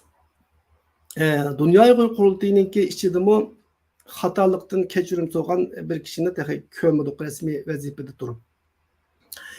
Uyg'ur xalqidan, o'zining saylovchilaridan samimiylik bilan. Boshqa tashkilotlardan bu xil ahvol ko'rildi. Uyg'urlar uchun agar Turkiyadagi istiqlol sotlariga o'xshash ayni vaqtda ta'sis qilingan milliy sud ta'sis qilinsa o'lim jazosi berishga tegishli jinoyat sodir qilgan nurg'un kishilar ayıpsiz, cazasız yurvatıdı bizning Uyg'ur jamiyatida-ku. Doğru. Bundaq ahvolda hamda Envercan akaning kechirim so'rashi mencha oliyjanoblik, o'rganishga tegishli bir xislat. Chunki siyosat degan yoki tashkilotchilik degan mas'uliyatni ustiga elish va hisob berish degan gapchu bu. Ammo bizningki nurg'un kishilarda tashkilotchilik mansabni ustiga elish, mas'uliyatni ustiga elish emas. Mansabni ustiga elishdan derak berdi. Hisob berish yo'q. Hisob so'raydigan kishilar chiqqanda ya sen bana pul berganmi deydi, ya sen bana bedel pulu topshirganmi deydi. Masalan, Dünya Qurultayı'nın reisi bo'lgan odam shu gapni dedi. Do'qqa bedel pulu to'laganmi deb. $5 bergan edim. Ha. Bu qandaq zihniyat hamda tashkilotchilik nuqtasidan albatta tashkilotning ichida bedel puli to'lash kerak. O fazilat. To'lamagan kishininki ma'lum haqqi bo'lmasligimi tushunishlik. Ammo sen bir qurultayning raisi bo'lsang, Uyg'ur xalqininki chet eldagi birdan bir ovozi deb o'zingni jakalagan bo'lsang dunyoga, undaqda sen bedel to'lagan kishilarga ham javobgar emas. Başka kişilerge mi javobgarsan. Bo'lmasa tashkilotingni odatdagi bir jamiyat yoki odatdagi bir vaqf saviyasiga tushirib qo'ygan bo'lsan. Shundaqku. Doğru. Shunga mush nuqtada elib aytganda menimcha Envercan akaninki bu so'rashi bir oliyjanoblik. Bizde bu xil apul so'rash, istifa berish, xatoligini tunish kulturi shakllanishi kerak deb qarayman.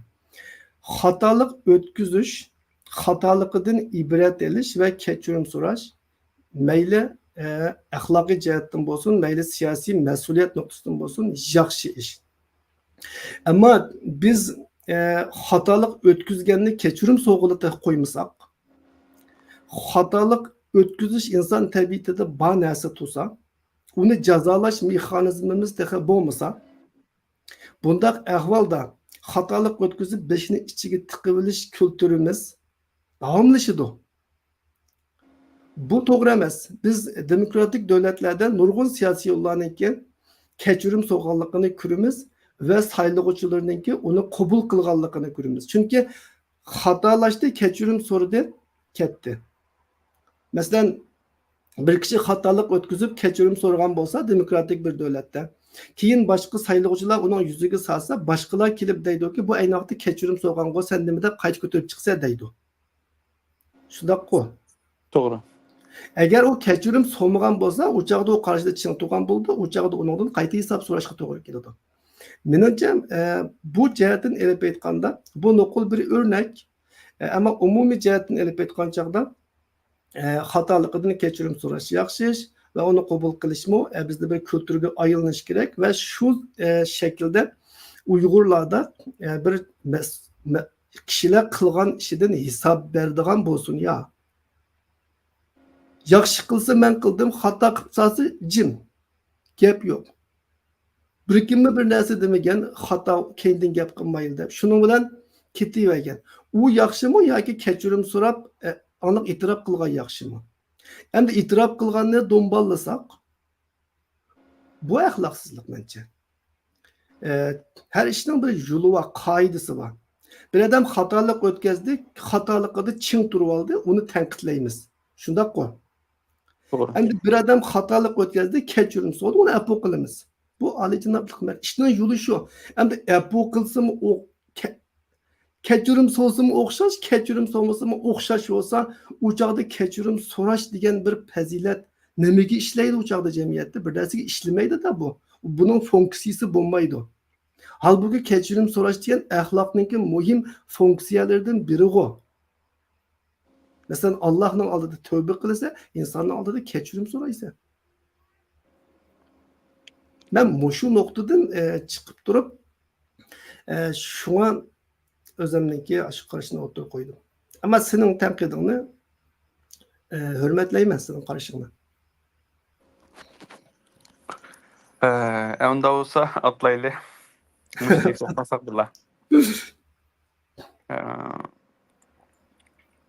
Yanılam ta'kidlab qo'ydig'ini hamda har qanday bir medianinki oldiga kelgan chog'da bundan keyin ham diqqat qilgan bo'ladi deb o'ylayman. Hamda har qanday bir mediaga kelgan vaqtda bu qarashimga %100 qo'shilaman. To'g'ri, oldiga kelgan oldiga tanlangan mikrofonni hammasi gap qilmaslik kerak.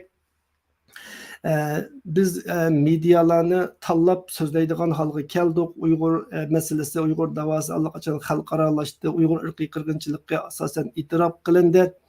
Bundaq ahvolda bizningki mikrofon sirab ketishimizdan hojati yo'q. Agar bizning so'zligimiz gap qilsa, xalqning oldiga bormasaqmi, YouTube ba, Facebook ba, Twitter ba, o'zimiz xohlagan ijtimoiy taratquv sahifalarida so'zlay olamiz.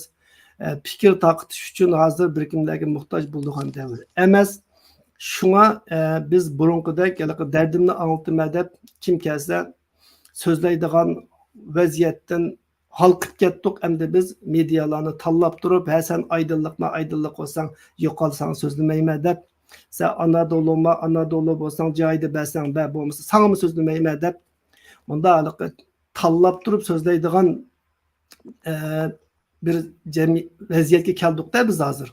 Şu menimcha bizningki cho'nglar buningga tazmoslashib bo'lmagan bo'lsa kerak, ammo yoshlar cho'qim buni nima qilishimiz kerak? O'zimizga bundan keyin odat qilishimiz kerak. Ya'ni biz dardimizni anlatib olaman deb xalqan mediaga so'zlashimizdan hojati yo'q. To'g'ri. Unda atlayli.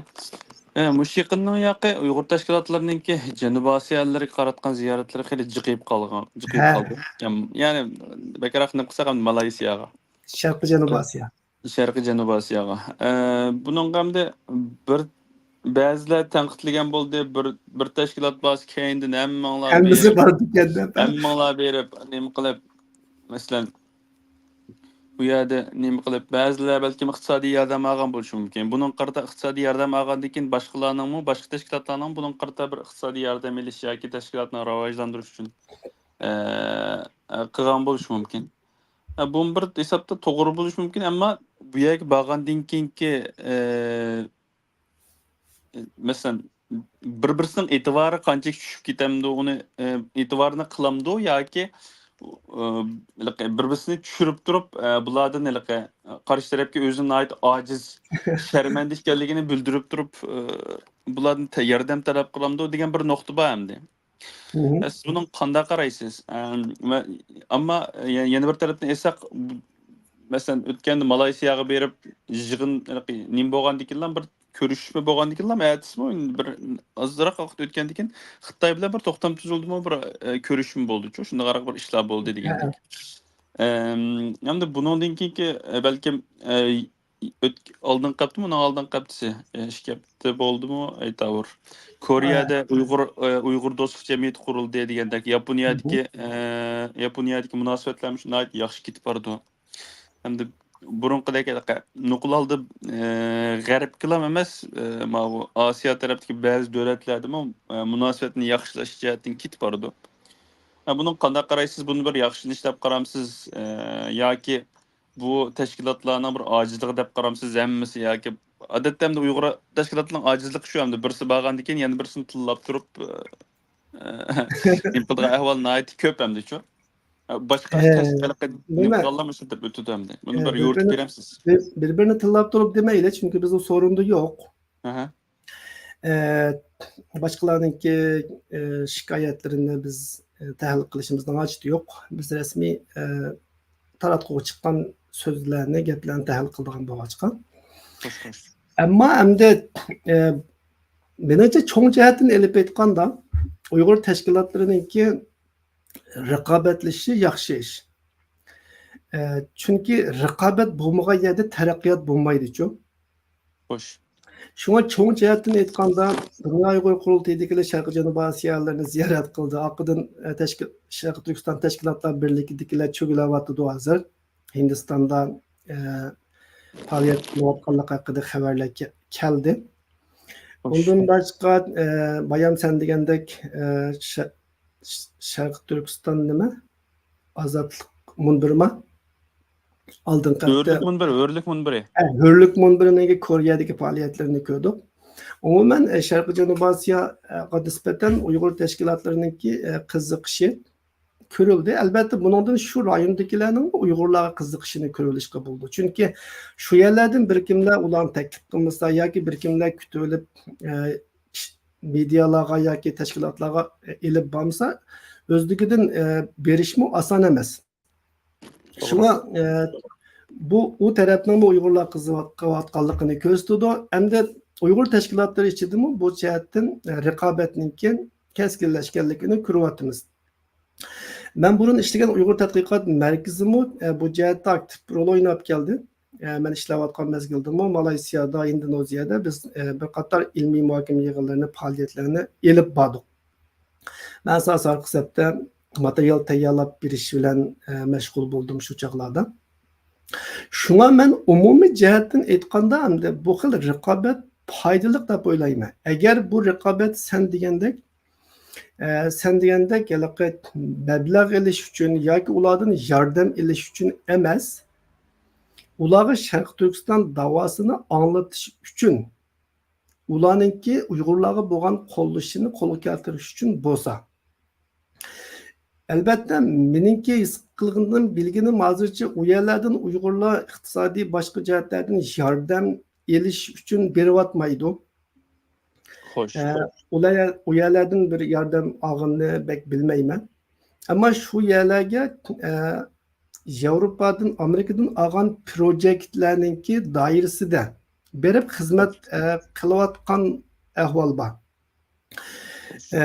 İslam dünyasında Şarkı Türkistan davasını Uyghur meselesine tunuşturuşni asas kılgan halda faaliyet elib beriyotydy ve u yerlerden yardımlaşgıçı, hemkarlaşgıçı şerik izdiyotydy dep qarayman Uyghur teşkilatlarına. Xo'sh. Şuna çoğun jihatdan men bu xil raqobatni foydali deb o'ylayman. Chunki hamma tashkilot birlikka kelolmaydi.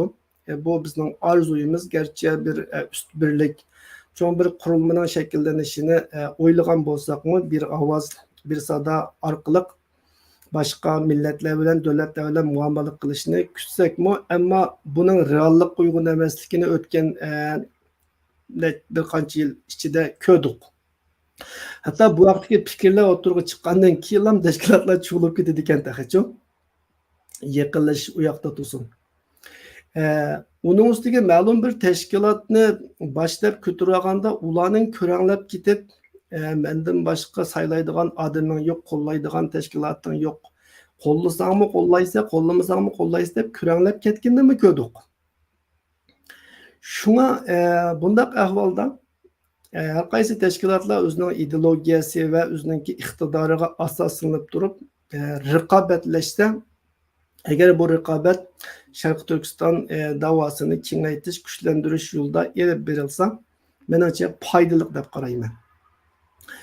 Ammo salbiy tarafi bu sen degandek yo'q emas.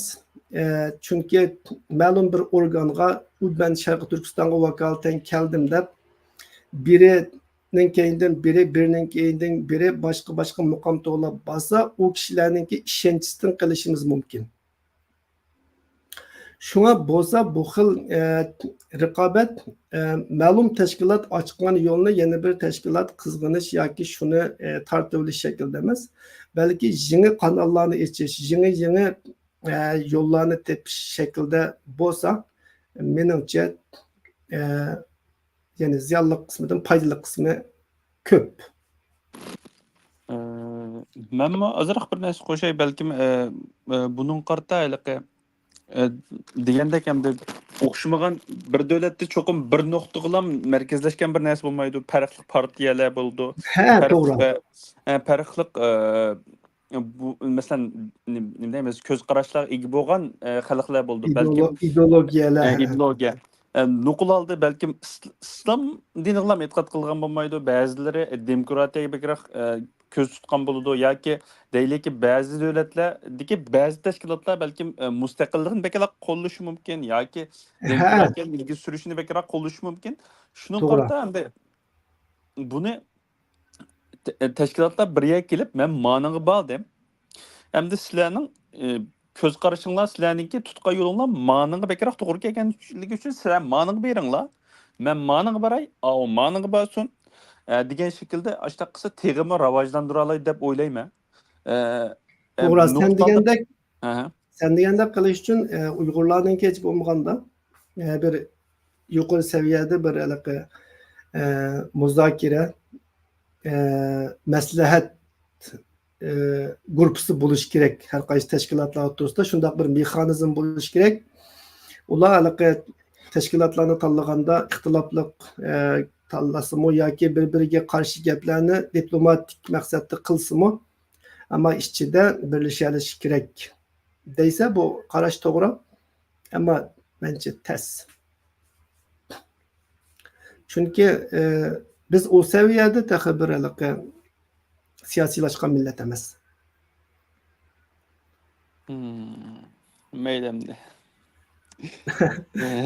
Biz o'tgan 20-30 yil mobaynida ko'rdikki, ideologiya jihatdan boshqa millatdan bo'lgan o'xshash tipdagi kishilarni o'zining millatidagi ideologiyasi o'xshamaydigan kishilardan bakrak do'st tutadigan, o'zining millatidagi ideologiyasi o'xshamaydigan kishilarni boshqa millatdan bo'lgan ideologiyasi o'xshash kishilardan bakrak dushman ko'radigan, ya'ni millatparvarlik yoki millatchilik jihatda sinoqdan o'tamagan millatku biz.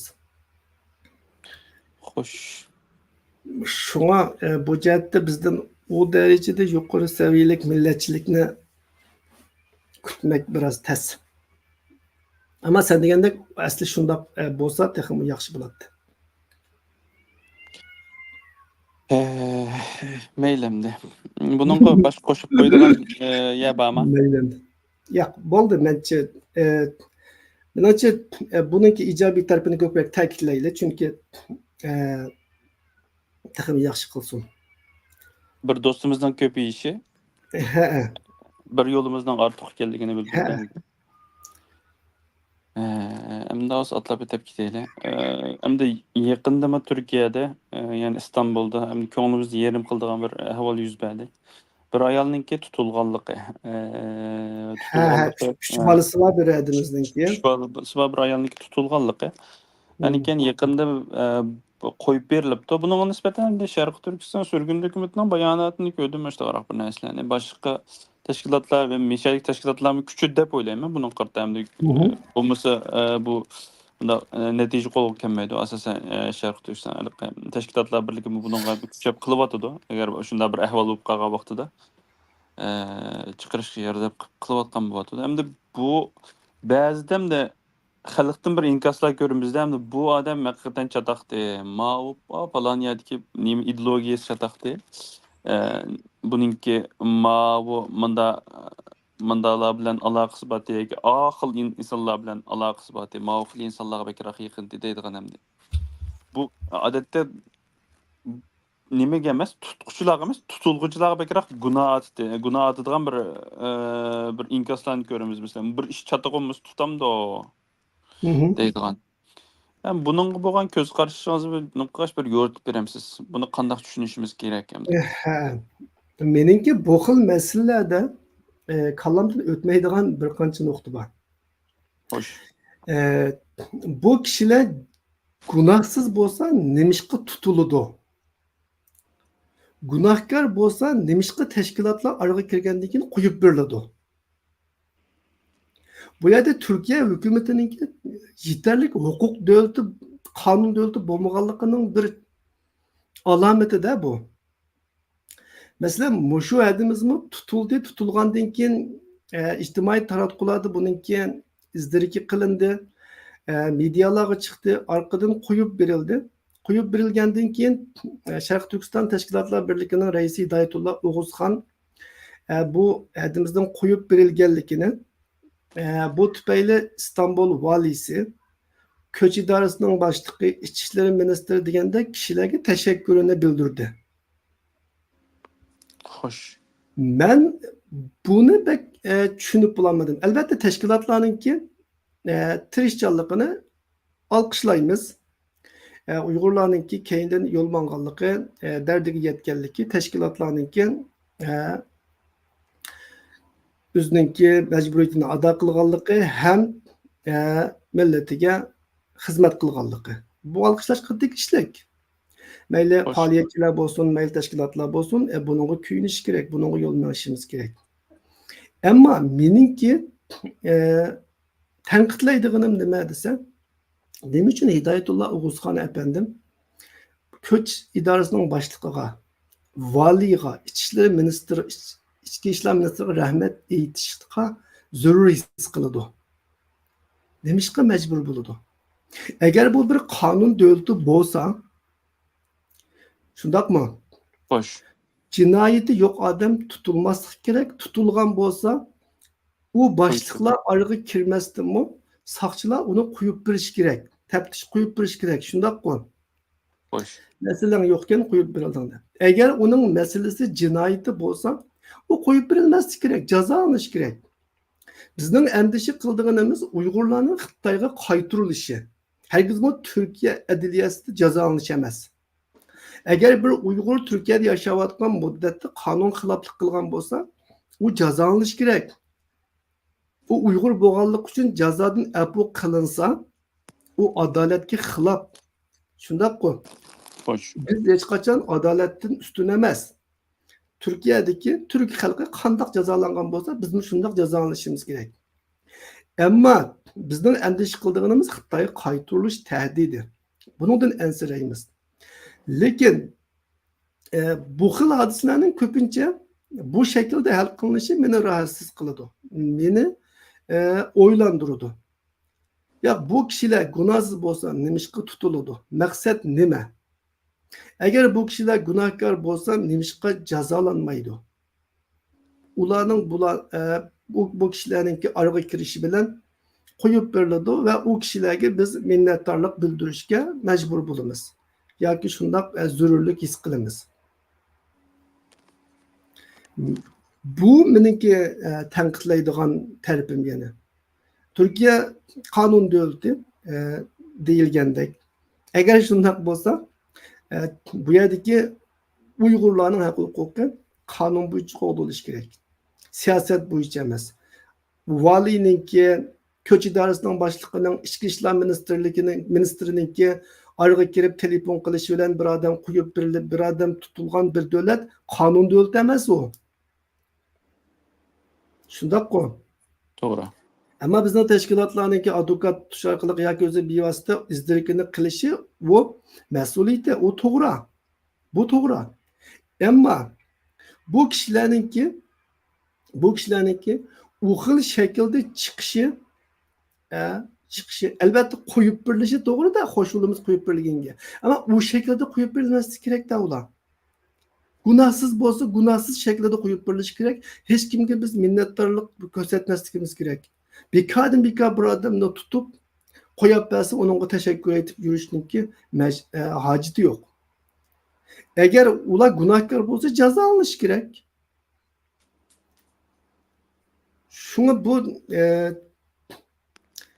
balkim çoğ ihtimal Türkiye'ninki kanunudaki köçmellerge bulup mu vatandaş emas resmiyeti yok kişilerge boğan kanuni qo'g'dashninki yetersizligi bu jihatdagi yuchuq bilan munosabatlik bo'lsa kerak. Ko'chmanlarning huquqini qo'g'daydigan yetarli qonun tartiblarining bo'lmaganligi uchun soqchilar o'zi xohlab tutadigan Arkadan bürokratlar araga düşüp onu qutquzib qalalaydigan şekilde yuchuq bo'lganlik uchun bo'lsa kerak deb o'ylayman, ammo bu menimcha xato.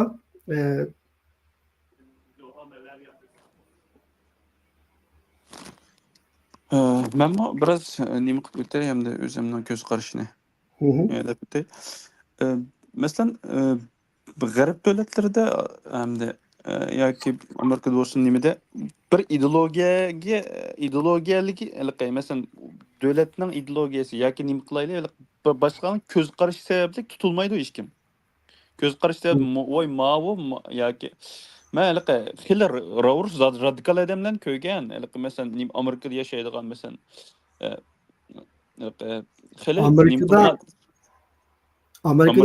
Amerikada prezidentga haqoratdan deb sulaydigan jazo yo'q. Xili ravurs nimadan ko'rgan radikal odamdan ko'rgandim, o ajabda ayron qolgandim-da. Bu Yevropaniki nimasi? Masalan, bularniki ba'zida ash to'g'riliq yoki davlatga qarshi yoki nima qilgan to'g'riliq bir yig'ilishlar o'zining ko'z qarashini ifodalashtiradigan narsalar uchun tutilmaydi.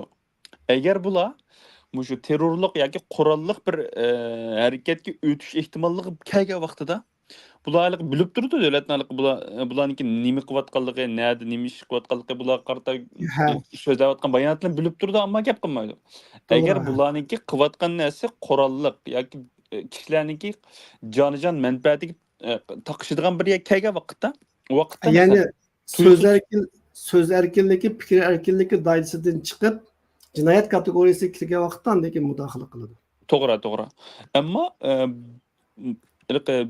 nima bilan Turkiyadagi yoki masalan yoki sharq davlatlariga qarata nima qilsak endi bularniki buningga nisbatan qarshi o'ylashi, xiyol qilishi, so'z qilish emas, hatto kallisdiki bu chataq. Ma'ning kallisi biraz chataq va deslam bu davlatga yoki nimga nisbatan siyosiy xatar his qilib qolganda hamda bu birdan bir farq deb qarayman hamda. Asli bir odamningki ideologiyasi, bir odamningki davlatga bo'lgan qarshi holatda turishi, muxolifat holatda turishi bu hech qanday bir nima asli demokratiyaning qoidasi bo'yicha bu nima emas, jinoyat emas aslida. Bu balkim davlatga qarshi bir o'y xiyollarda yoki nimalarni qilib qolgan bo'lishi mumkin, bir narsani anglab qolgan bo'lishi mumkin. Ammo bu bir ayolniki chiqilib nimalar bo'lmasin. Xo'sh. Adliyaga valiyninki, ichki ishlar ministrininki, ko'ch idorasining boshlig'ining ish qilib, har qanday bir byurokratning mudohala qilib bir odamni tutqizib qo'yib beradigan tuzum yaxshi tuzum emas. Agar bir odam tutilgan bo'lsa, taftishdan ijro ruxsati bilan uningga sud ya uni gunohsiz deb qo'yib berish kerak yoki gunohkor deb qo'lga olish kerak. Uningga ma'lum bir byurokrat boshliq aralashib u odamni qo'yib bergizalagan, uni tutqizalagan tuzum yaxshi tuzum emas yoki yuchuq bor tuzum. Masala mushundan kelib chiqadi-da. Siyosiylarninki bunda huquqi bo'lmasligi kerak bir qonun davlatida. Masalan, normalda bir odam tutilib ketsa, bizning kallamizga tunji keladigan narsa bir huquq qonun davlatida advokat izlash bo'lishi kerak. Shundaqmi yo? To'g'ri. Ko'cha idorasining boshlig'iga telefon qilish yoki valiyga telefon qilish, uning buningga telefon qilish emas, balki advokat izlash bo'lishi kerak. Ammo shunda ishlamayotdi Turkiyada. Bizmo hamda bek idealist muloyiza qilib ketdik balkim. Reallik shundoq ishlashi kerak. Balkim. Nimalar bo'lmasin shu adamizdan qo'yib berilganligidan xursand bo'ldik deyli. Men xo'sh bo'ldim. Endi eng oxirgi bir nima? Yatlag'i to'piq kiyish. Tugida ham shundan tugaydi endi. Zerikib ketibsiz-da. Yo'q, ko'rmanlar zerikib ketandiki deyman. Yatlag'i to'piq kiydirish odatimiz degan shaklda bir narsa tushirib qolgan. Kontrol qilamiz deymiz, qilolmaymiz shuni deyman. Qilolmaydi ekanmiz bu, amal yo'q ekan endi. Bir yatlag'i to'piq kiydish odatimiz deb ham uzun yillarning yoqqa hamda davomlashtirib ketib olgan hamda yüz yıllardan desek bo'ldi ekan hamda bu haliqi to'piq kiygizgan ish masalan Mao Zedongni bilmaydi ekanman bu kiygizgan balkim kiygizganda. Ishqilib biz to'piq kiydi o'lgan odam qamig'il turdi-ku Shi Jinping, Hu Jintao. Aniki nima hatto Rossiyaniki nima Sovetniki Erdo'g'an, Bosh. nima ba kim tema o Sovet İttifaqınınki nimasi? Gorbachevmi? Yo'q, Stalin. Stalinga kiygizgan bir odatimiz bor. Hamdaliqi o maqolani o'qib men naytni nima o'rinliqdek his qildim. Chunki qadr Doktor Mahmudjon o'z Uyg'urninki maqolasini deysa. Shundaqa. Nima qildim? O'qib to'piq kiydish odatimiz degan shaklda bir nima qildi? Buningki bir aslida bu qadrsiz bo'lib qolayotganligi degandek bir shaklda bo'yotdi ham, to'g'ri. Menimcha to'g'ri, chunki men inkosdan o'qidim. Buni naytiliqi milliyatchilik tuyg'usiga ko'tarib olmasligimiz kerak. Bu do'ppi qilish nayti bir normal bir ahvol deb ko'rdim hamda. Ba'zilar buning ijobiy qarabdi, ba'zilar salbiy qarabdi degandek. Menga nisbatan bu haqiqatan to'g'ri. Shu hamda nimishqa degan vaqtda agar bir qarshi tarafga bergan so'g'itimiz qadrsiz bo'lib qoladigan ahvol bo'lib qolsa, men paypoqni bermayman uningga. Sen berish to'g'ri demsa, bermaslik to'g'ri demsa.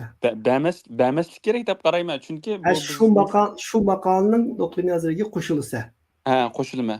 Buningga balkim siz ijobiy qarashingiz mumkin. Chunki agar men ijobiy qarab ketmayman.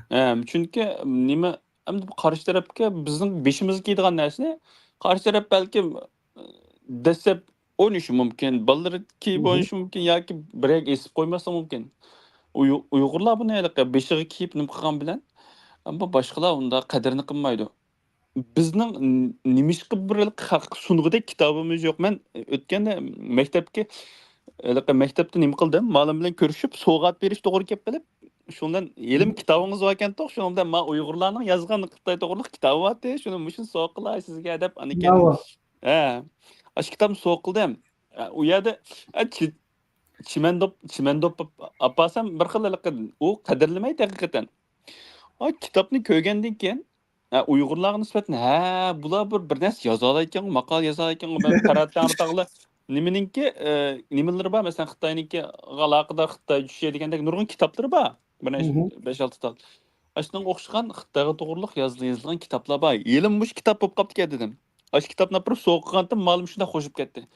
Asli akademik adamga onun dop kiygizishimizning hojati yo'q. Yoki nima qilishimizning hojati yo'q. Bularninki bularninki nazrni nimadik ko'z qarashni o'zgartirish uchun buningga yaxshi bir kitob, yaxshi bir maqola, yaxshi bir narsa, kitob eng yaxshi nima uchun? Kitoblarni so'qqa vaqtda u balkim o'qish mumkin, o'qish jarayonida buning qarta Xitoyga nisbatan yoki bizning dushmanimizga nisbatan ko'z qarash o'zgarishi mumkin. Hı hı. Ammo u kitob masalan nima doppa yoki bir tal jilitga yoki tonga egizib qo'yganga ular minni taraf qolmay deb qarayman endi. Sen qarab Işte buldun mu? qarab bo'ldim ha. Endi men qarasam, to'g'ri, menmi shu maqolniki doktor Mahmudjonning fikriga qo'shilaman. Xo'sh. Menimcha boshqa millatlarga bu ko'ynak, do'ppa degandek milliy kiyim-kechaklarni sovg'a qilish biraz ko'ngli kelmasin bizning ko'rurmanlarning keyinda qolgan millatlarning ishi. Chunki dunyodagi oldida ketayotgan millatlar asosan o'zining milliy narsalarni bir kimlarga sovg'ib ketmaydi-ku. Xo'sh. Chunki universal narsalar bu dunyo allaqachon yer sharlashib bo'ldi. Yer shari kenti deb atalyapti hozir. Yer shari ersi yoki yer shari planti emas. Yer shari kenti deb atalyapti hozir. Bir kent yashayapmiz. Undaq bo'lgandan keyin allaqachon universallashgan kishilarga o'rtoqlashgan narsalar bor. Shundoq narsalar bilan boshqalarning oldiga chiqish texmo bek madaniylikning alomati hozircha. Xo'sh. Masalan biz o'zimiz kiymagan do'ppini boshqalarga sovg'a qilsak. Masalan men do'ppi kiymayman hozir. Xo'sh. Sen mi kiymaysan? Bizningki do'ppa yoki ama yağlıktan da dini noktadan çıkıp durup onu başka dini qadriyatlar qatoriga tizalaymiz. Ammo do'ppa yoki kanvay ko'ynak degandek narsalar biz zalaqi o'zimizning milliyligini gavdalantirishga kelgan vaqtda bek ko'ptirib ketganimiz bilan amaliyotda o'zimizning normal turmushda kiymaydigan narsalar buchu. Xo'sh. Bundaq ahvolda biz buni boshqalarga sovg'a qilish bizning uni cho'ng bilganligimizmi yoki bizningki shuningdan boshqa narsamiz bo'lmaganlik uchunmi? Sening bayonqi nuqtai nazaring nihoyatda to'g'ri. Ya'ni bizningki ularga sovg'adek boshqa narsamiz yo'qmi debchi? Xo'sh. Men u narsalar bizningki isil narsamiz bo'lganligi uchun sovg'ildik deganga bak qo'shilib ketmayman. Chunki biz o'zimizmi u narsalarni uncha qadrlab ketmaymiz odatda. Xo'sh, to'g'ri. İtiraf qilishimiz kerak. Biz to'y to'kinlarda ba'zi namoz, jinozalarda kiymasa kiymaymiz uni. Bu nuqsonmi emas? Dunyodagi asosliq hamma millat ashundoq. İşte bu ketdim. Milliy an'analarni faqat shu milliy murosimlarda Bayramlarda. kiyib qolgan chog'da kiymaydi. Bundaq ahvolda sen o'zing unchola universal ko'migan, universal hayotda o'zing ishlatishni yoqtirmaydigan set gapni uçqini qilsak yarashmaydi deb yaratmaydigan narsani boshqalarga qimmatli sovg'at sifatida bersan qadrlamdi, albatta qadrlamaydi. Masalan biz shuni o'ylaylik. Masalan bizga biri Hindistondagi asonliq millatlarning yoki Tibetlar, Mo'g'ullarningki bosh kiyimini akab sovg'a qilsa biz uni kiyamdik, kiymaymiz. Uyimizning to'rida quyib saqlamdik, natayin. Bunun o'rniga masalan China qochiga o'xshash ham nafis san'at go'zalligi bor, ham turmushda ishlatkili bo'lgan qalamga o'xshash, bayam sen deganda kitob. Bu narsa yoki boshqa rasm masalan san'atga oid narsalar. Bu narsalarni sovg'a qilsang, bu narsalarniki hem iqtisodiy qimmati bor, hem estetik qimmati bor. Buni kishilar yoki saqlaydi yoki pul lazım bo'lib qolsa olib setib xajlaydi. Setib xajlasami qimmati bo'lganligi uchun u odam yana xo'sh bo'ldi. Mana buni Uyg'urlar sovg'a qilgan, beshimga kun tushganda asqatdi debchi. Bo'lmasa shu maqolaga tushgan inkosda deyilgandek biz sovg'agan do'ppilarni kona mallar do'konidan uchirtib qolamiz. O çağda bu bizge bir haqorat tuyuldu. Bu bizningki ko'nglimizga keladi. Şuna menimce bu dop bulam has emas. Meyli dop bolsun, kanavay köynek bolsun yoki ton bolsun. Bu narsalar özümüzning milliy murosimlarda kiyilgini yaxshi. Boshqa millatlarga milliy murosimlarda, faoliyatlarda san'at sifatida ko'rsatsak bo'ladi. Ammo sovg'at berishga kelgan vaqtda bu narsalarni berish menimcha bana bu yoqmaydi. Hem de her kimninki güzellik karşı okşamaydı, millet düşüncesi okşamaydı. Şuna bütün Uygurlar onda akılması gerek diyemeyimiz. Ama şahsen ben bu yaktırmayım hem de. Bolsa, bana nispeten bolsa universal. Universal nesiller soğuk birleş gerek. Ve biz mu eğer milli murasimlarımız bulmuşsa ya ki kaysi milletler üzerindeki asıldaki millilikini namayan kılıdığan sorunlar bulmuşsa biz mi universal kinişimiz gerek. Mesela misal alaylı bir top faaliyetçiler çakırılgan bir yığınga meni çakırdı mesela çok. Qarsan o yerda Tibetler var, Mongollar var, Xitaylar var yoki Arablar, Türkler var. Hammasi kostyum bo'ralib bilan glaskun taqab chash deganda pachat tarab keldi. Men dopiki baramdim u yerga. O meningki Uyg'urligimni namoyon qilganimmi? Natayin boshqalarning ko'ziga bek yerlik madaniyatlashmagan bir shaklda ko'rinaman bu xil ahvolda-chu. Ben üzerinde bek milletperver his kılışım mümkün ama kişilerin kuzu kondak kılışım natayin. Ama hem de millet üzerinde milli giyimini giyip gelgen bolsam ben mi giyip basam okey. Bolmasa ben bu halkara cemiyetinin bir azası bolgandakin başkalarının aldığı çalmaslıkım gerek de. Doğru. Bugünkü dünyanın ortak giyimi olan kaston brolkunu giyip glastikini takıp çaşını maylap şaşmamamdım ben bu yerge.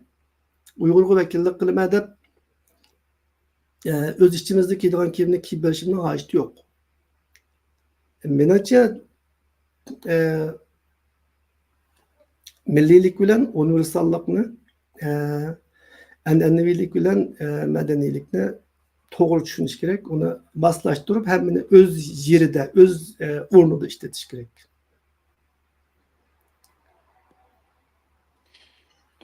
Bugünkü to'xtalgan nuqtalar mushunchalik. Yani kendi ötken bir mava tushgan inkaslardan birisi hamda nimadiki Qozog'istondagi qarindoshimiz bo'lishi mumkin yoki O'rta Osiyodagi qarindoshlarimiz bo'lishi mumkin. Shu Sharq Turkiston demay Uyg'uriston degan shaklda nima qilibdi ekan hamda o'sha atishimiz kerak bu deb. Hamda inkasini yezigimiz o'xshash bo'lmagan keras o'qiy olmay qoldim, tozaroq tushunib ololmay qoldim. Ben okudum. Sizlerning Uyg'uriston demay Qozog'iston deyishinglarning o'zi nima ziyonliq debdimi yo xoinlik debdimi ish qilib hali qattiq bir so'z ishlatibdi. Ondan keyin bizga nol bergandek qiladi. Nol numara qo'yibdi o'rasa. Nol qo'yibdi. Shu. Hamda biz hamda necha vaqtdan oyoq qanday desamda men azroq ko'z qarashimni deb baqay. Hamda qarindoshimizdan balki bizni ko'rayotgan bo'lgandan keyin balki o'zining ko'z qarashini so'zlash, bizni tanqidlash yoki bu o'zining o'xshamaydigan ko'z qarashlarini o'tirib qo'yish erkinligi bor. Biz buni hurmat qilamiz. Programmamiz nimasi bo'yicha. Hamda kelsak, Sharq Turkiston deb atashga kelsak, bu hamda bir ikki tal davlat bor, hamda qurilgan-chu, hamda tayyor ikki tal davlat bor. Hamda buni biz tayyor bir narsa bo'lgandan keyin hamda xalqaro jamiyatmi shunda to'niyotdi, tashkilotlarmi shunda deb atayotdi ko'p sonliqdikilar. Ham buni atayotgandan keyin bizmi shuning qarta bizning ergizlikqa nima qilib bizni bo'lsa Uyg'uriston deb atag'im bor meningmi. Ammo ba bir narsa bo'lganligi uchun buni Sharq Turkiston shaklda atab turib vatan qurilib bo'lgandan keyin aniq bu ismni o'zgartamdoq yoki nimaga o'xshash nima qaysi bir davlat ismini o'zgartdi-ku. Makedoniya o'zgartdi yaqinda, undan keyin Berma o'zgartdi. Myanmarda Hindiston o'zgartdi. Hindiston o'zgartdi, ha? Hindiston nima deb o'zgartdi? Baharat. Baharat deb o'zgarib Baharat Cumhuriyeti bo'ldi hozir. Aha. Shunga o'xshash har qanday narsa o'zgartib olsak bo'ldi, bodam deb o'zgartib olsak bo'ladi degandek. Hamda hozircha shakllangan tayyor bir narsa bo'lganligi uchun hamda ism biroz qo'polroq zamonga moslashmagan degan shaklda o'ylagan bo'lsangmi yoki millat nimani Asaslık O'rta Asiyodagi qarindoshlarning o'ylaydigan hamda o'zbeklarning O'zbekistoni bor, qozoqlarning Qozog'istoni bor. Nimishqa biz Uyg'uriston demaymiz? Deydi, haqliq. Aslida shundoq deyishimiz kerakdi. Ammo bizning asosiy Sharq Turkiston deyishimizda bayon sen deb o'tgandek o'tmishdagi ikki jumhuriyatning nomi. Ondan keyin chet eldagi o'tgan 70 yillik davo kurash sepida bu ism qo'llanilib kelgan bo'lg'achqa bizning hamda mushuni ishlatishni bakrak muvofiq ko'rishimiz mantiqiga uyg'un deb qarayman, ham umumiylikqa uyg'un deb qarayman, texmi to'g'risi. To'g'ri. Shuni ishlatyapmiz, ammo biz Uyg'uriston deb ishlatishga qat'iy qarshi emas, hatto Uyg'uriston deb ishlatishni menmo san o'xshashdan bakrak orzu qilaman. Chunki Uyg'uriston deganda Uyg'urningki millat nomi davlat nomining beshida bo'ladi. Uyg'urlarda tavallik tuyg'usi, xo'jayinlik tuyg'usi uyg'otadi. Bu kishilarga nisbatan udul uchur beradi hamda-chu. Hozir Sharq Turkiston degan gapni buni kishilarga tushuntirmayapmiz. Sharq Turkistonda bir soat so'zlasak, Sharq Turkmaniston deb tushundik, haqchu. To'g'ri. Hatto Xitoyningki bizga qarshi tanqidchilarimi Doğu Turkiston degan gapni qamlashtirib olmay, Doğu Turkmaniston yoki Doğu Turkiston deganni Doğu Turkmeniston deb yuriydi shularmichu. Demak, ammo bizning orzuyimiz bo'yicha, xiyolimiz bo'yicha bo'lmaydi-da. Bu yerda bir obyektiv reallik bor. Davlat nomi, davlatning bayrog'i bu o'ynashadigan narsa emas. Masalan, mush yerda bir narsani ochiq dey, bizningki ba'zi islomiy tashkilotlar yoki guruhlar Sharq Turkistonning davlat bayrog'i bilan o'ynashib, Sharq Turkiston bayrog'iga kelime shahodatni qatqan bo'ldi yoki ba'zi narsalarni qatqan bo'ldi. Bu qiladigan ish emas. Bu bir davlatningki davlat bayrog'i, davlat nomi degandek narsalarni har tashkilot o'zining ideologiyasi, o'zining xohishi bo'yicha o'zgartgil tursa, u chog'da u davlat bo'lmaydi u. Gerçi bizningki haqiqiy bir davlat emas, gerçi simvollik bir davlat bayrog'imiz, davlat girbimiz bo'lsa-mu hozir, ammo biz uni qalbimizdagi davlatimizningki bayrog'i deb qabul qilib keldik. Hurmat qilib keldik. Shunga Uyg'uriston deydigan qarindoshlarga cheksiz hurmat qilaman. Menmo shuning qatorida, ammo uni o'zgartirishning yo'li umumninki qo'llashiga erishish, e'tirofiga erishish. Buning uchun ya bir referendumdek bir narsa bo'lishi kerak, yoki davlatimiz qurilganda parlamentdan ko'p sonliqning qo'llashi bilan bir qaror chiqishi kerak. Bo'lmagan ahvol ostida biz bu ismni davomlashtiramiz. Agar aksicha o'ylayli, agar 33dagi yoki 44dagi jumhuriyatlarimiz Uyg'uriston deb atalgan bo'lsa, u chog'da biz bugun Sharq Turkiston deb atug'usi balaga qaramay Uyg'uriston deb atagan bo'lardik. Yoki chet elga bizningki davoyimiz chiqqandan keyin 1949dan keyin agar bu yerda hamma tashkilotlar Uyg'uriston deb atagan bo'lsa, O'rta Osiyodagi qarindoshlarga o'xshash G'arbdagilarmi, Turkiya tarafdagilarmi, O'rta Sharqdagilarmi, bizmi u chog'da konu Sharq Turkistonni talashmay Uyg'uriston deb atagan bo'lardik. Bu faqat ism masalasi. Bir vaqtda ikkina tanqil qilib yurishning hojati yo'q. Shuni Sharq Turkiston deb ataymiz. Ammo bu hargizmi bizningki Uyg'uriston deyishga qarshi ekanligimizni bildirmaydi. Bizning yurtimiz hozir qarasanglar Xitoyda Xinjiang Uyg'ur avtonom rayoni Xinjiang deb ataladi. O'rta Osiyodagi Uyg'urlar asosan Uyg'uriston deydi. Turkiyadagi, O'rta Sharq Yevropadagi Uyg'urlar asosan Sharq Turkiston deb atashdi. Birlik kelgan. Shunga yurtimizning bir qancha atilishi bor. Bu albatta bir masala. Buni hal qilishninki yo'li o'zaro hurmat qilishgan asosda hozircha har kim o'zi xohlagancha atab turish, ammo vaqti kelganda birlik qilish orqali buni muqimlashtirish. Bugungi nimamiz mushunchalik hozir 10 necha erinishimiz anglayotidi deyman, anglab qo'yotidi. Buni anglab sabr bilan anglab berganinglarga ko'pdan ko'p rahmat. Yana degandek oxirida yana ta'kidlab qo'yaylik shu bo'lsa misol bizni qo'shib boshqa foydasini haqiqatan ko'rgan bo'lsanglar buni boshqa qarindoshlarga taqib qo'yishinglarni tovanchilik bilan so'raymiz. Hammanglarga kelar hafta ko'rishguncha omonlik, esenlik tilaymiz. Allohga omonat. Omon bo'linglar. Aman bo'linglar.